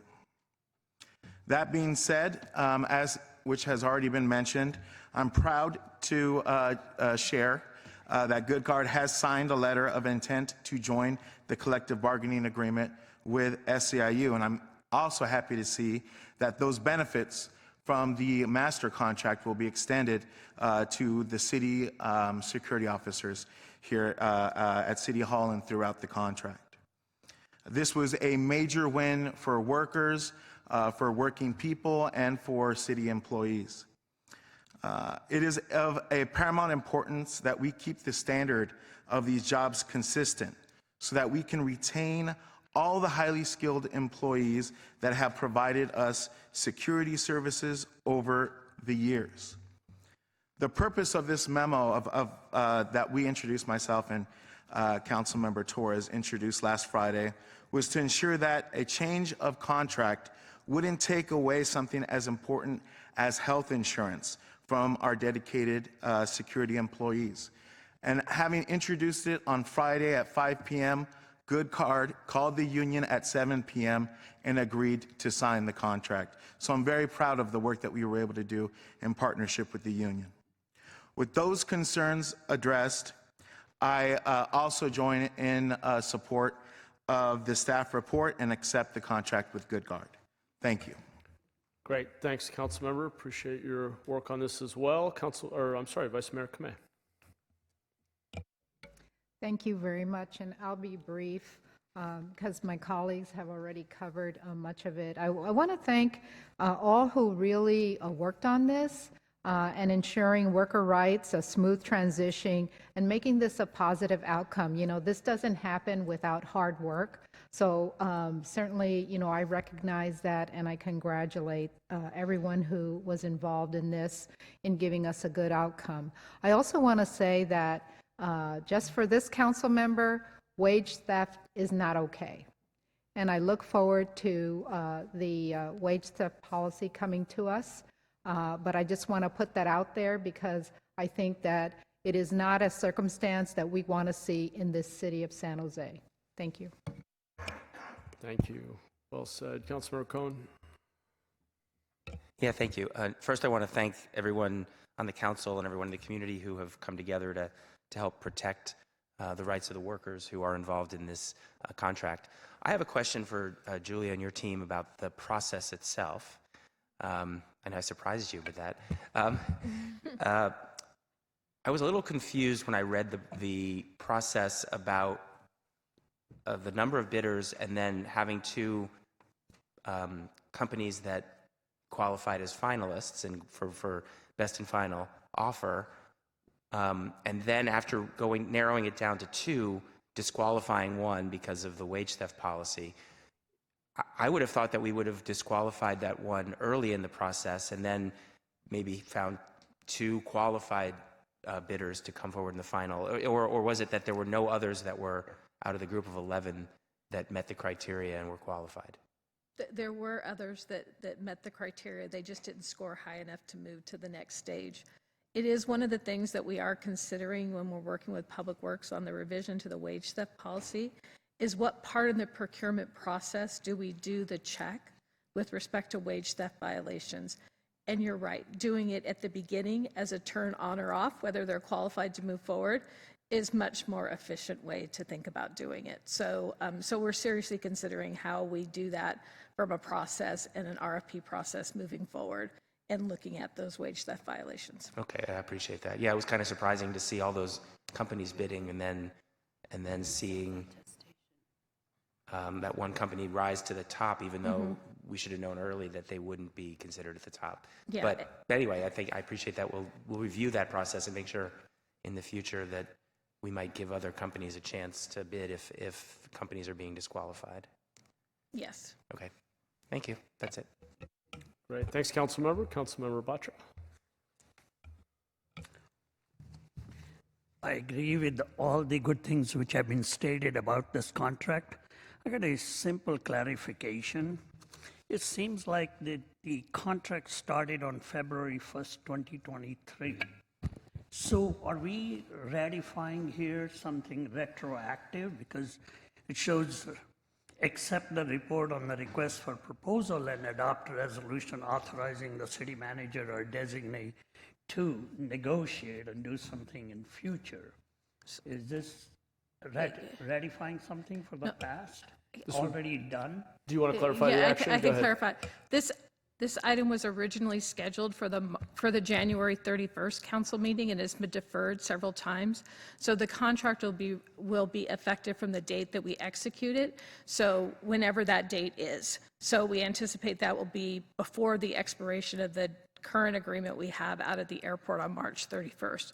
So it'll be on or before March 31st, then through March 31st of 2024, is that the first period? Yes. So that just had to do with timing on when we drafted the original staff report. So the first period is February 1, 2023? No, the first period will be the date of the execution of the agreement, which will be sometime after today and prior to March 31st. Okay, all right. Thank you. Thank you, Councilmember. Councilmember Condelas. Thanks, Mayor. I just wanted to say a quick thank you. I'm glad we are getting close to a good resolution on this and also meeting with members of the SEIU, SWW, security workers who are going to be directly affected by this. I'd also like to thank the folks who provided comment. We clearly see there's a genuine interest to ensure we have a comprehensive set of working condition protections. And lastly, I'd like to thank my colleagues, Councilmember Ortiz and Torres, for their leadership on this, and I applaud your efforts. Thank you. Great. Thank you, Councilmember. Okay, with that, I think we're ready to vote.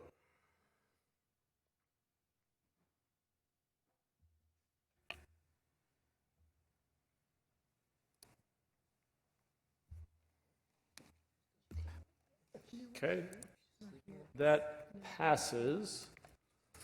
And let's see if we have a vote. Okay, that passes unanimously. Excellent. We're on to item 3.5, City Council appointments of standing committees and boards, commissions, committee assignments, hopefully for the last time this year. I submitted a memo that attempts to pull together all of the requests. We have 4 specific appointments here that were communicated by individual council members and I think fit with everyone's schedules and interests and input from the bodies themselves. So unless there's, well, why don't we go to public comment and then we'll see if there are any questions or comments. Do we have any public comment? Blair? Hi, thank you. Blair Beekman here. I'm really hoping that, we have a really good plan to really build up the future of our boards and commission process in San Jose and return it to, I think it was a really vibrant, good process for ourselves. I think ideas like East Bay Community Energy, where Matt Mahan, Mayor Mahan, was previously a commissioner. Commissions like that have a really important function and a really important, can offer real important help to the community process. And HCDC is always a name to consider, and how we're trying to apply, how more of our homeless community and disabled community can be on such boards and have a voice and a place. We're working on interesting things. So a real good luck to those efforts. And, in learning myself how to always want to learn how to practice better procedures for the process that we do, the public meeting process, I want to apologize for my previous words in saying you guys. That's not very good etiquette in how to address what I'm hoping can be a cooperative process. And I don't want to offer hostility and separation and how to deal with really important issues that I feel you need to have to offer a moral voice about. And thank you for offering your ideas on wage theft issues. Thank you for that. It needed a moral clarity that lacked. And good luck how to do that in the future. Thank you. Paul?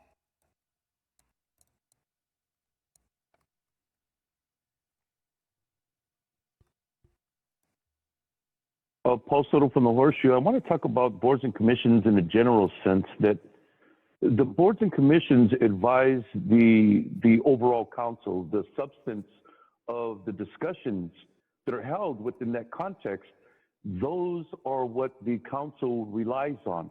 In terms of just what is it the council must consider, what kinds of debates had went on inside the boards and commissions, and how that can inform policy that you all discuss and then legislate. Okay, on the surface, that's, that's pretty cool. But those boards and commissions are gamed. The people that are on those boards and commissions have agendas. And that's what they use. They hijack the boards and commissions in order to serve those personal agendas that they have. That's when the process becomes compromised and it lacks integrity. And those are the issues that that's what I'm for. I am I have over 6 years of experience, going on 6 years this September, of attending every single one of these meetings without fail, all of them. So I bring a very unique perspective because none of you go to those meetings. I do.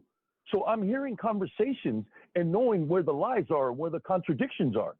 And so a case in point is what happened with when District 6 was assigned to the Rules Committee. What was denied at one particular Rules Committee, they leveraged their influence on that committee in order to propose the national agenda of getting the Shiel District historical landmark status. That's what I mean. It compromises the integrity of these commissions. So I'm be very, very mindful of that because these are legal questions as well. Thank you. Jill? Hi, I'm not sure if this is the exact right time for this, but the last several comments made me think I would throw it in here. The actual commission application, I just once again wanted to plant the idea of wanting to understand the why there is the question, do you own property, and then do you rent property, and are you on a month-to-month basis if you do rent? And I mean, I can obviously clearly come to some conclusions as to why we ask those questions, but we might want to explain in the application the reason that we do ask that question, so that those people understand, you know, just what it is that the perspective is. Okay, thank you. Back to council. Great, thank you. Do we have a motion?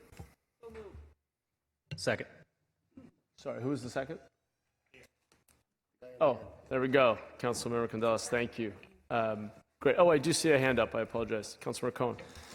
Yeah, I apologize for this. No, I have a memo that's here. It's already posted. I just want to make sure that my memo gets added as an amendment to that.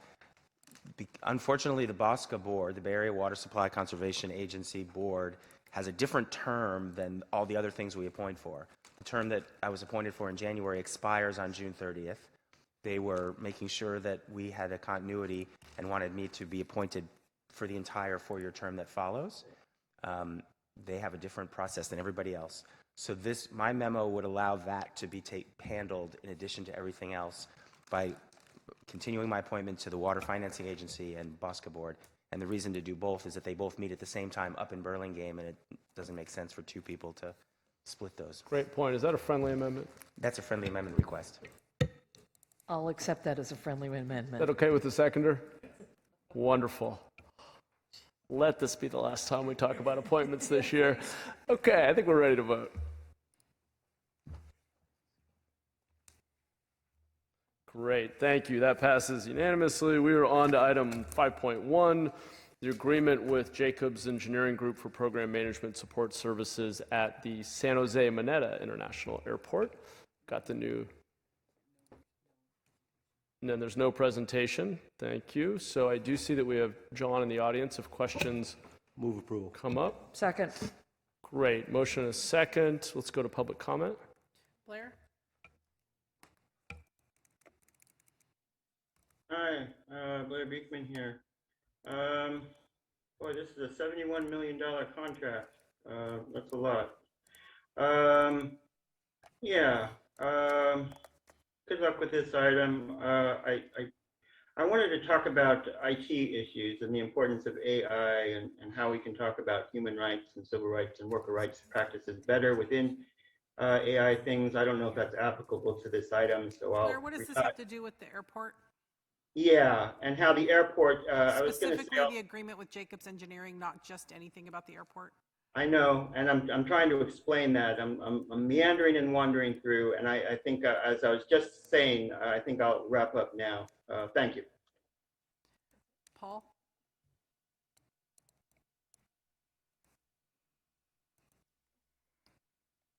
Hold on, Paul. We accidentally clicked the wrong person.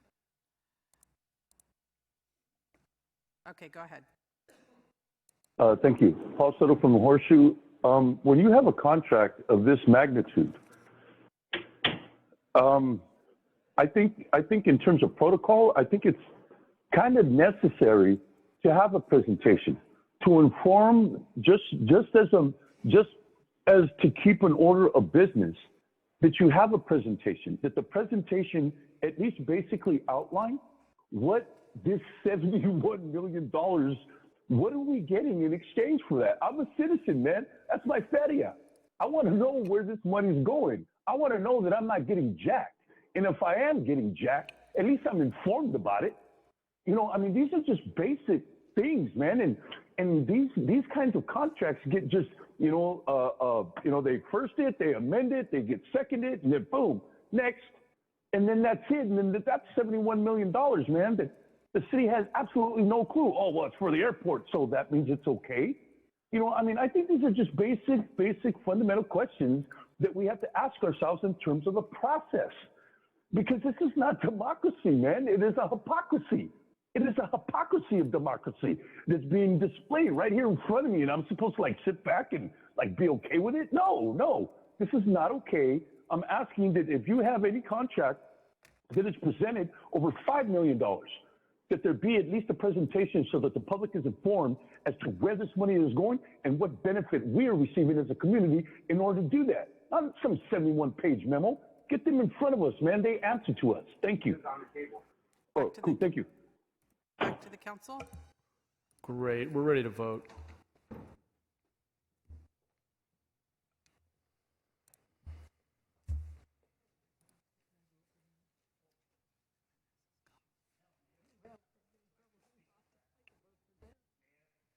Yep.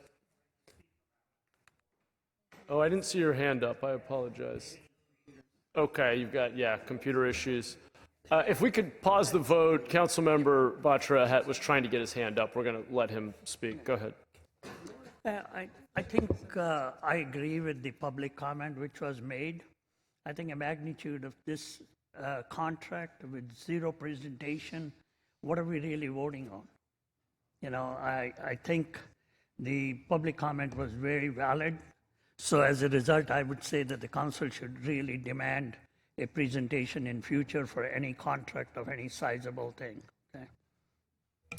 Appreciate the comment. I would note it's often with the more standard contracts, we often, as council members, do follow-up meetings with departments if we have questions. I do like getting presentations, but when we have a really full agenda, sometimes the administration has to trade off where to put the focus. But appreciate the comment. It could be a very simple presentation, a one-pager. It doesn't have to be a long presentation. Just for record purposes, what it is covering, the scope of the thing and all that. Understood. Yeah, it's a fair note. And I would also just note the memorandum that's attached does give quite a bit of background. Okay, unless I don't see any other hands up, so why don't we attempt to vote again? And Councilmember, are you able to vote with your screen at this point? Okay. Great, that passes unanimously, and we are on to item 5.2, which is authorization to seek funding from the U.S. Department of Transportation's National Infrastructure Investments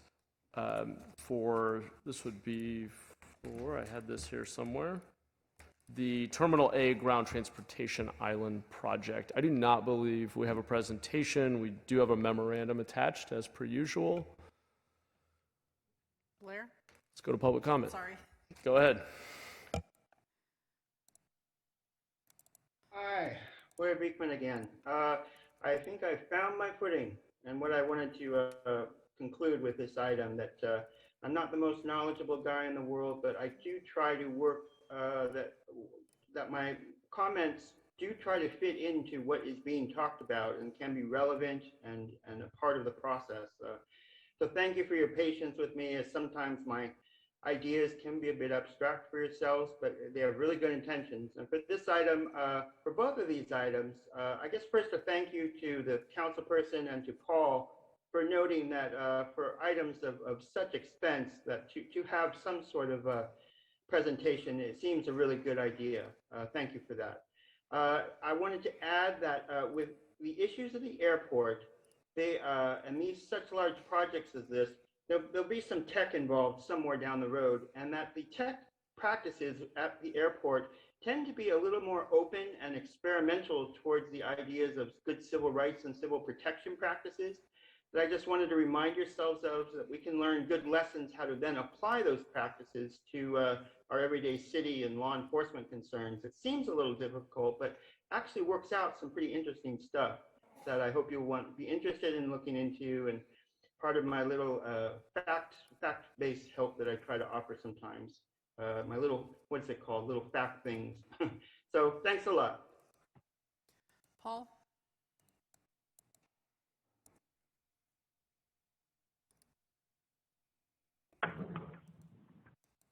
Paul Soto from the Horseshoe. I do read the documents, and in these documents, there is a very systematic way in the way that the people are writing them. I don't know if it's a person writing them or if it's a AI technology that's writing them, but there's a very clear theme about erasing the language that you're using. It references Silicon Valley, that the airport belongs to Silicon Valley. Silicon Valley doesn't even exist on a map. It does not exist. San Jose does, and these are San Jose memos. But yet the language that's being used is excising San Jose as that airport belonging to San Jose. It says that that airport belongs to Silicon Valley. Silicon Valley does not exist. It literally does not. You can't look on any map and show me Silicon Valley. You can look on the map, however, and show me San Jose. That's number one. Number two, the issue is kind of excising Norman Mineta's prominence in the public sphere. That's dangerous. You want to start going in that area and erasing Norman Mineta's legacy in this city as it relates to transportation? This is a man who was elected to the same department by two different presidents, both Democrat and Republican. There is nobody else that has been assigned to a cabinet post than Norman Mineta. He was able to accomplish that from a city that had relegated him through a processing center in San Jose State when he was sent to the internment camp. So I'm asking you to be very, very careful the way you're excising and erasing people's legacies inside these documents. Thank you. Back to the council. Great, thank you. Councilor Cohen. Yeah, I actually have a question for John on this one. It looks like a pretty good project. I've always felt that Terminal A transit area was kind of out of place where it is. This seems to say it's being relocated or improved in terms of access to it. Can you just describe a little bit how that's being done? It's not going to be relocated. It's going to be improved. Currently, the area slopes pretty dramatically, and so kind of an ADA fix and a utility fix. It will allow currently the road as you pass Terminal A bag claim, the 3 lanes go down to 1. We'd be able to keep it at 2 lanes, get more through traffic. And then that area off to the left that you get on the bus or whatever would be level with curb cuts so that it would be more ADA accessible. We'd also have shelters that would match Terminal B, so as you're waiting for the bus for a few minutes during this last winter, you'd at least stay dry while you're waiting either for the bus or for whatever you're waiting for in ground transportation. So it'd be in the same location. It's mostly focused on making some dramatic ADA corrections and widening our road. Okay, thank you for the clarification. I appreciate that. I'll move approval. Do we have a second? Second. Councilmember Davis on the second. Thank you, Councilor Cohen. I believe we are ready to vote.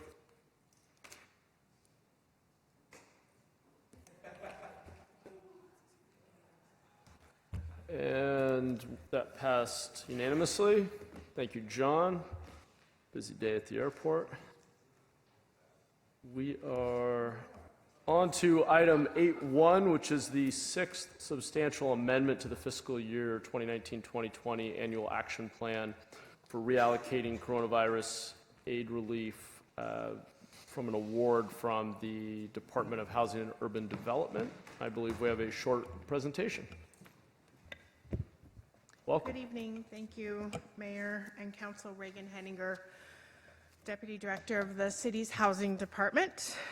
We are here this evening for a public hearing for what will be our 6th amendment to our 2019-2020 annual action plan with HUD. And the reason we are going all the way back to 2019-2020 plan is because that is the year that we formally programmed these COVID-related funds. So we have to actually go back and amend that plan.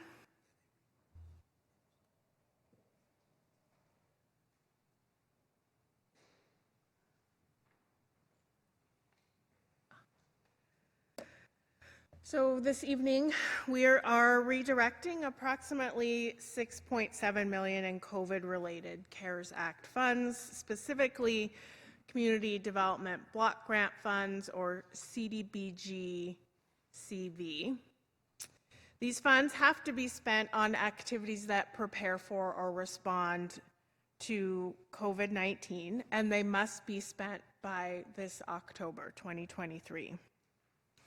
The council originally approved spending activities for childcare, food distribution, emergency interim housing operations, motel vouchers for families, community Wi-Fi, and legal services.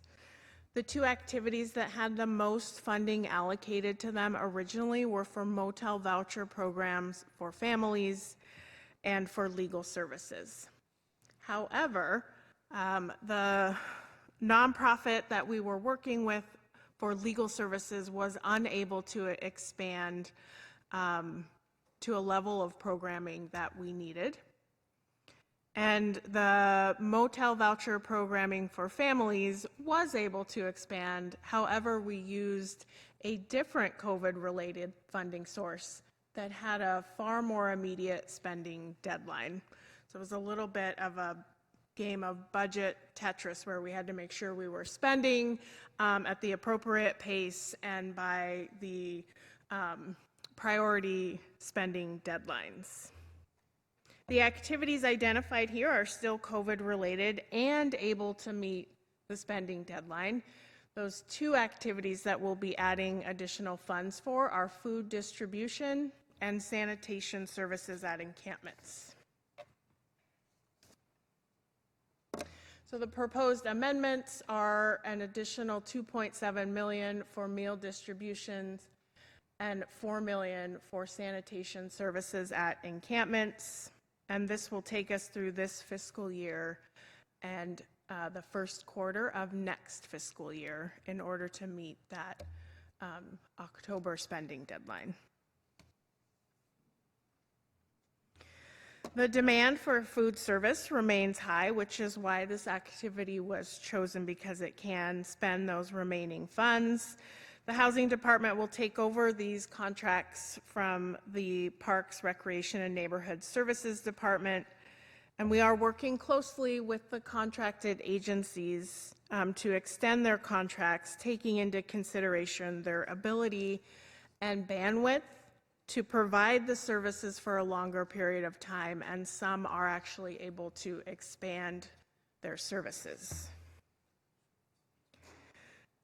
So working individually with each of the entities that you see on the screen, 3 agencies, Sacred Heart, Veggielution, and West Valley, chose not to increase their services because they were unable to expand, but they were able to continue for this longer period of time. And 3 agencies, Catholic Charities, the Health Trust, and Loaves and Fishes, were able to both increase their services and provide the services for this longer period of time. And the proposed amounts for each of these agencies are on page 5 of the staff report. And finally, the remainder of funds will go towards sanitation services at encampments, specifically porta potties and hand washing stations. Back in June, Council approved a purchase order with United Site Rentals for sanitation services at encampments. And at the time, we had approved using Measure E for these services. However, we're going to swap out the funds and now use this CDBG COVID-related money. And I will say that the sanitation services at encampments also helps us fulfill our obligations under the direct discharge program, and it also offsets other cleaning costs. We have a purchase order with Environmental Logistics, which pays for cleaning and removal of human waste that is not where it's supposed to be. For example, some RVs that may illegally dump their black water or other tales that I will not regale you with regarding encampments and sanitation services. So again, our recommendation is to adopt a resolution redirecting these COVID-related funds to the 2 identified activities. And this is a public hearing where we are required to take public comment on the proposed plan. Great. And with that, we're available for questions. Thank you, Reagan. Appreciate that. Budget Tetris is that's a new one for me. I love it, and thrilled to hear that we may be able to free up some of those previously allocated Measure E dollars. I think that's really exciting. So this is a public hearing. We are going to public comment now. Sean Paul Guess.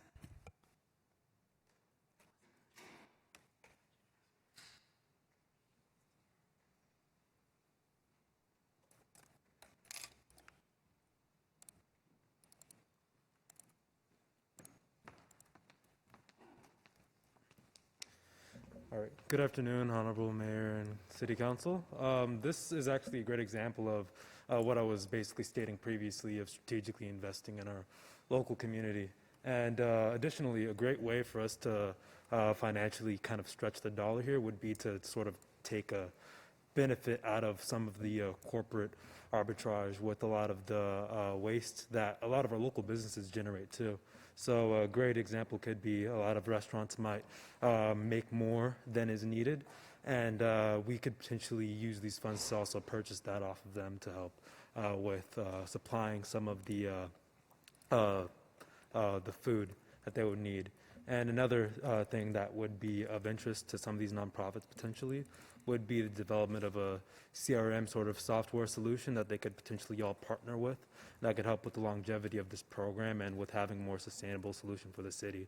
There's a nonprofit called Develop for Good that I have connected with through some of my previous work, and I'll be meeting with their director on the 20th. So if anyone is interested in that, I would be more than happy to build that bridge and make that connection, since it would help to create a sustainable solution and a substantive solution as well, since that could also expand to include the local businesses and a lot of other local organizations, including some of my associates in the private equity space who do also own their own supply chains and their own organizations that do also have a fair amount of food that they would like to distribute. And similarly with the sanitation services, strategically choosing to invest in cleaning up our streets and not having things where they're not supposed to be would help to increase the lifetime value of the customers that a lot of our local businesses have, and that would help to strengthen our local economy. With District 3 harboring 24% of the homeless population at 1,000 people, a bit over, it would help to strategically invest in that to help boost our economy again. Thank you. Paul, followed by Blair.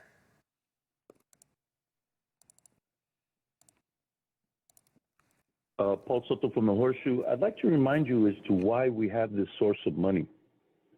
Is that the people that suffered the most casualties in terms of death and COVID infections should be the primary recipients and beneficiaries of this funding.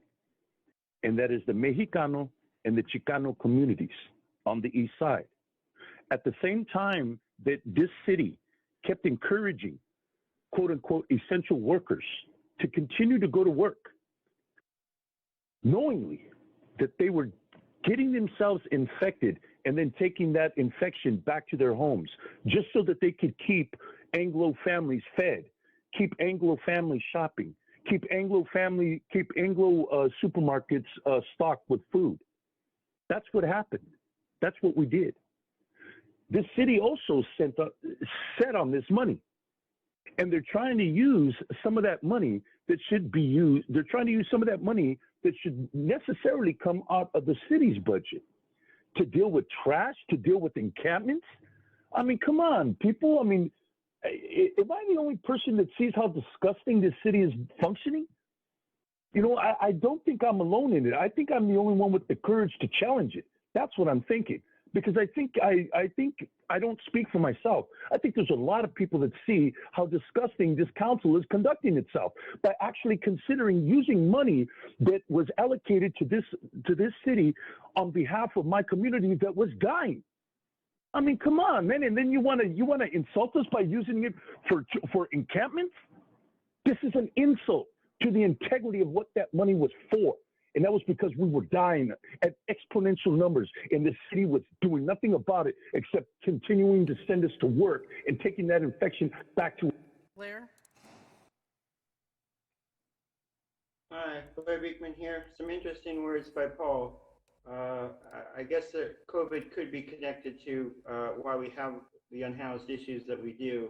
And I'm really interested today how, in the future ideas of really how to make it a more community process to involve everyone in what can be a cleaner San Jose, and how homeless themselves can address cleanliness issues, how we can make that a more public process instead of current chastising and kind of separation, you know, us versus them kind of thing. How do we make it a whole community process? Good luck how to do that. in the future. And I think this item is the sort of money to do those sort of projects and programs. So good luck how to do that, and as ways to address things. I'm hopeful that, I'm thankful that, just to simply state, you know, COVID-19 has been like a real pain in the arse, I guess is the term. And it is sad that we've had to deal with it. And for instance, I know a lot of, we're really looking forward to a future of 5G and bridging the digital divide issues, mainly bridging the digital divide issues, that COVID, you know, invited this whole new scheme and plan how to do that. And we're kind of ripped off in a way of its decent intentions. And just to remind yourselves that it's not just the digital, bridging the digital divide issues, it's the open public policies these days. If you do that along with bridging the digital divide issues, that's how you build community trust and hope, and that we're working together towards a good future, and we're not just being bulldozed into new practices. Thanks. Back to the council. Great, thank you. I don't see any hands. Do we have a motion? So moved. Is there a second? Second. Thank you, Councilmember Candelas. Okay, still not seeing any hands. I think we're ready to vote.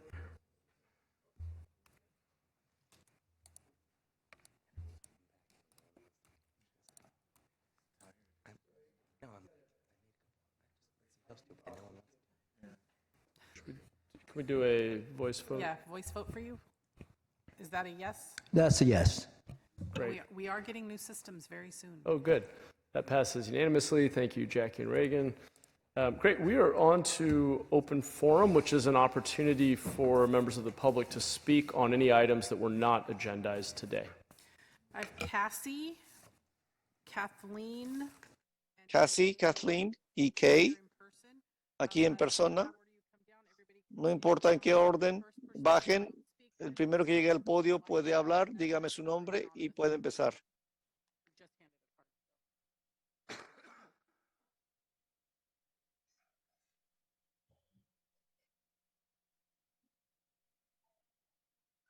Do I just start? Yes. Can you hear me?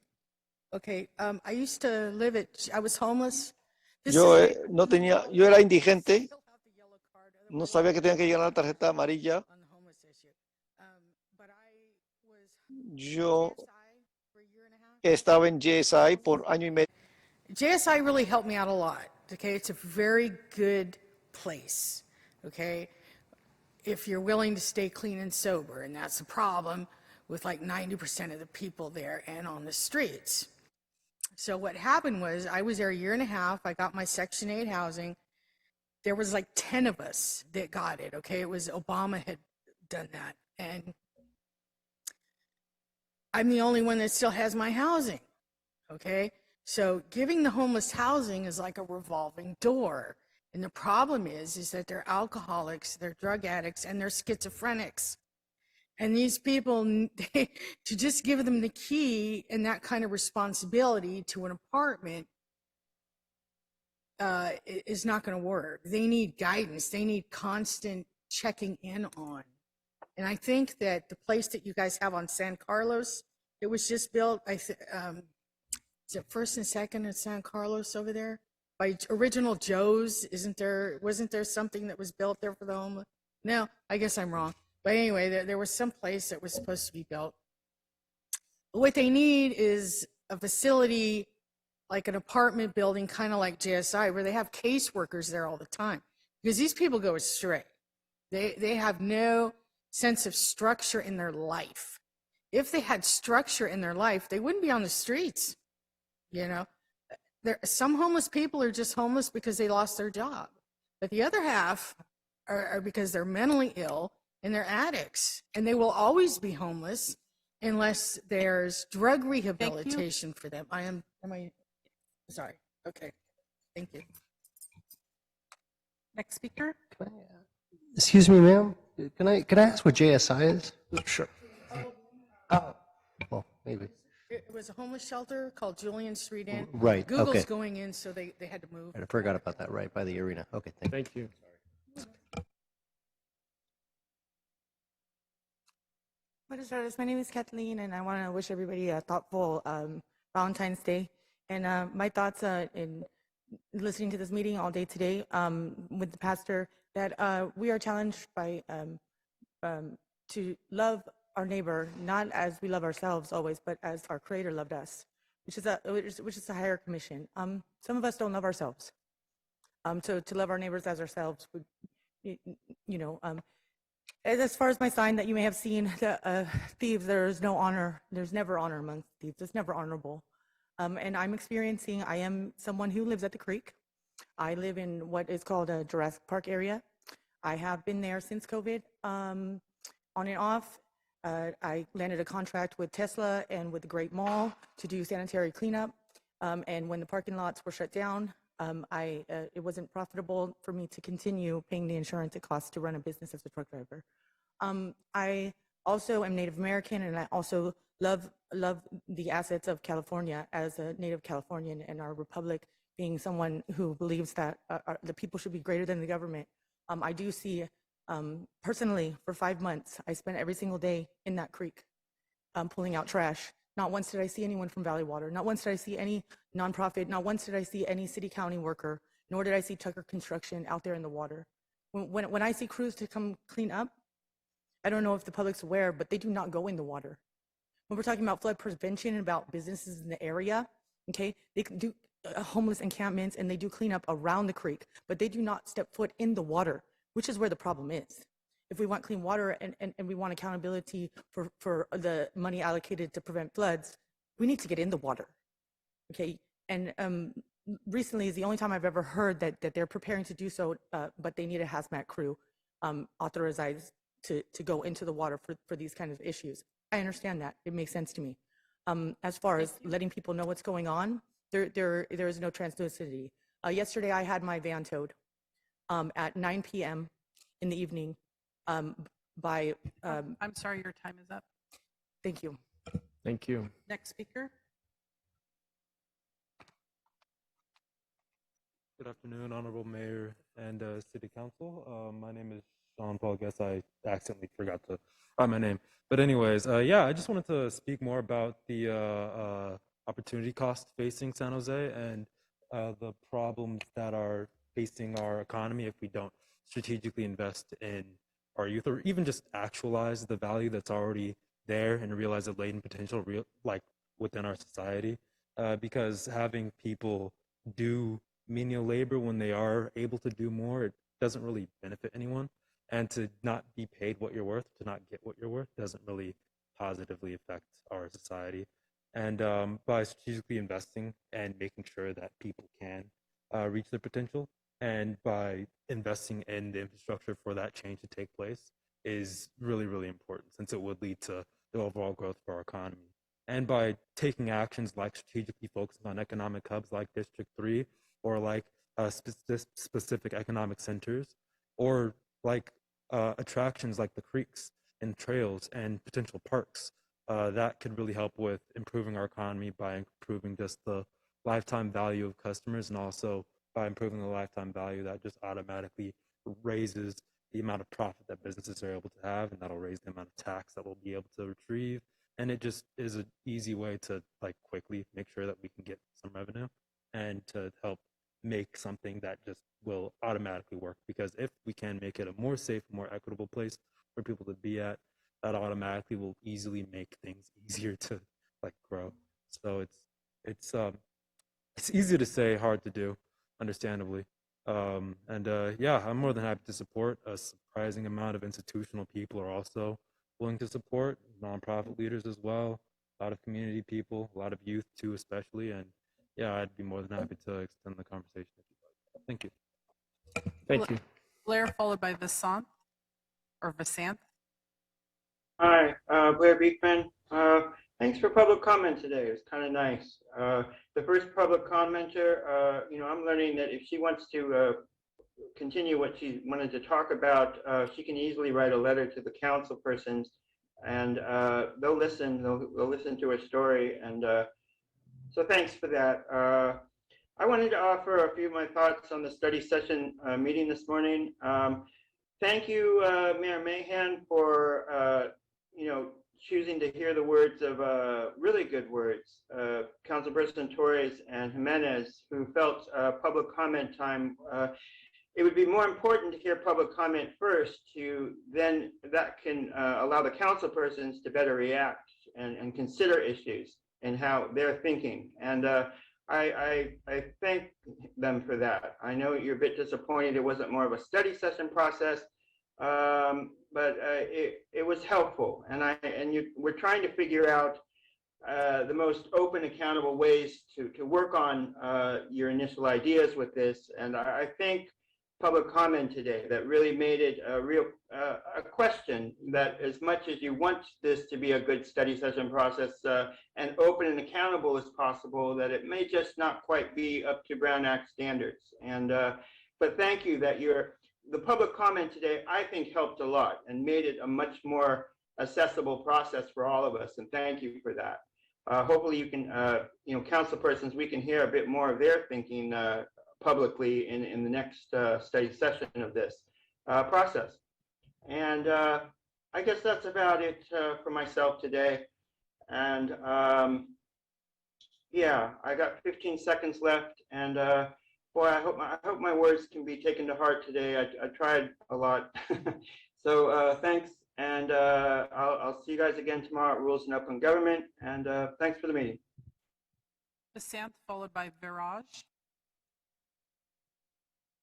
Honorable Mayor and Council members, my name is Vasant Shetty. I am calling into this meeting today to express my shock and disappointment regarding the incident of January 31st disappearance of 440 found metal statue of great Indian warrior Shivaji Maharaj.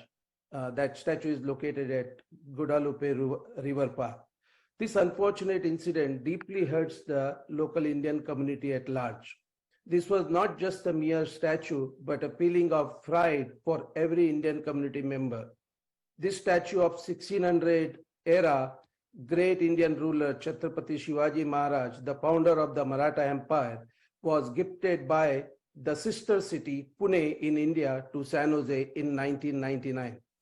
As you can imagine, there is a long history and profound sentiment of Bay Area Indian community that resides with this statue. I'm glad that the statue has been found. One thing is clear, cutting and lifting this heavy statue is not easy. This must be a well-planned incident. I'm very thankful to the Bay Area News Group reporter and San Jose Police Department who helped to trace this statue at San Jose Metal Scrapyard.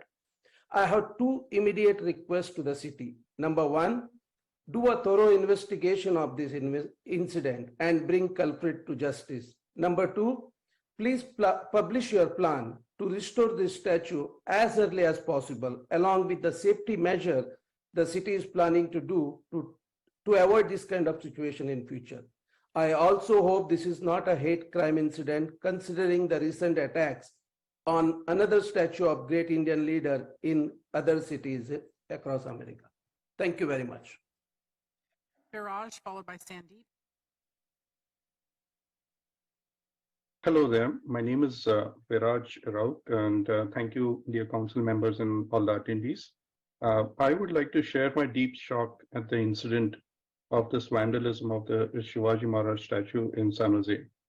He was a great Indian warrior in his time and is a role model for my kids and my family. I'm a US citizen and have worked in Cisco in San Jose. And I would like to appeal to the San Jose City Council to condemn such vandalism and ensure steps are taken so similar incidents do not repeat in the future. I appeal to the city law enforcement heads to share any answers they may have found on this incident.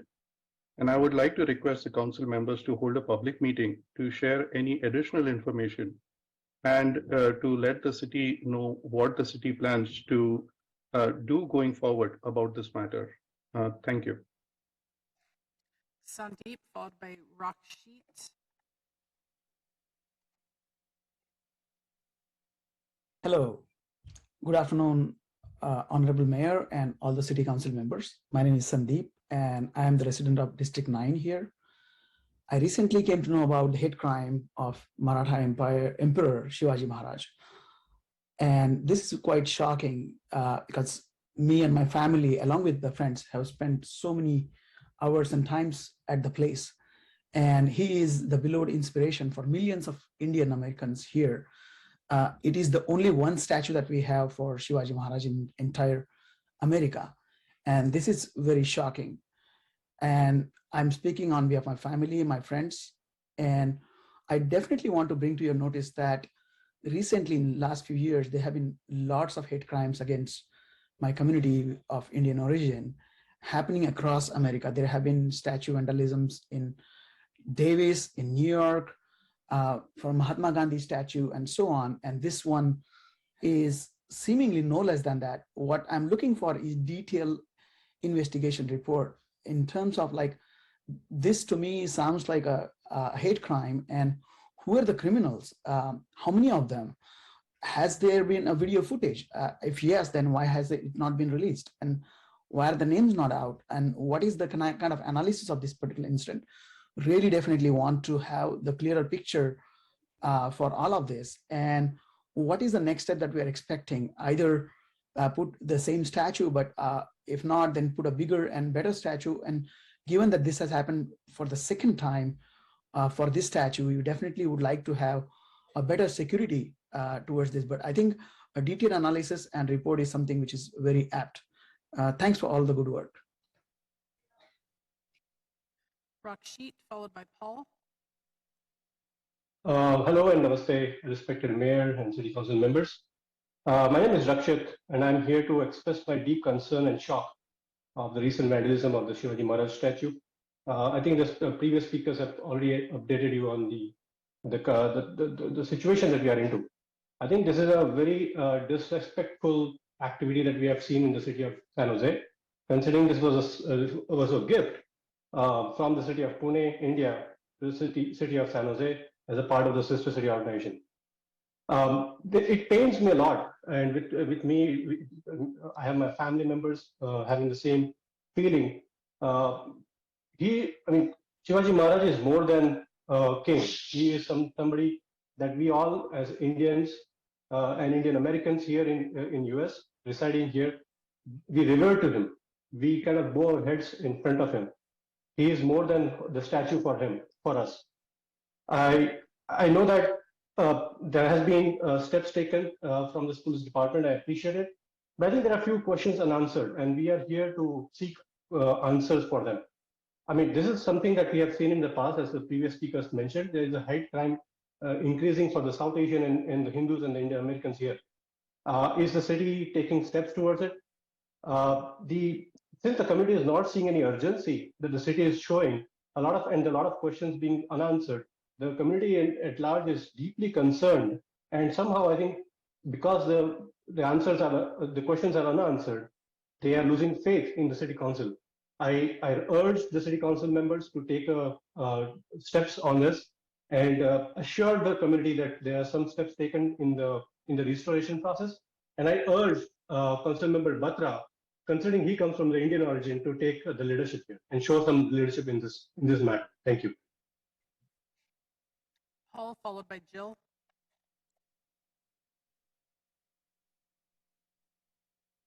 Paul Soto from the Horseshoe. I'm going to preface what I'm going to say from a quote from a letter from a Birmingham jail that was written by Martin Luther King in 1963. And I quote, "Actually, we who engage in nonviolent direct action are not the creators of tension. We merely bring it to the surface, the hidden tension that is already alive. We bring it out in the open where it can be seen and dealt with, like a boil that can never be cured so long as it is covered up, but must be opened with all its ugliness to the natural medicines of air and light.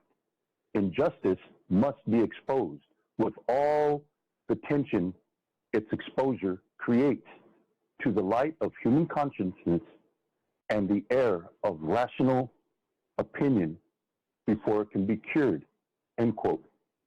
And we have not committed ourselves as a city to this process. There are very clear, distinctive, articulated consequences of redlining, what preceded redlining, and what has happened post-redlining, generationally, in the realms of economics, in the realms of social mobility, in the realms of political power, And we have not fully articulated those because there's a community that can trace its lineage to the 1940 census and the 1950 census. And that community has a name, and they are called Chicanos. And they still live here. They do. There's a community here in San Jose that has referenced itself as Chicanos.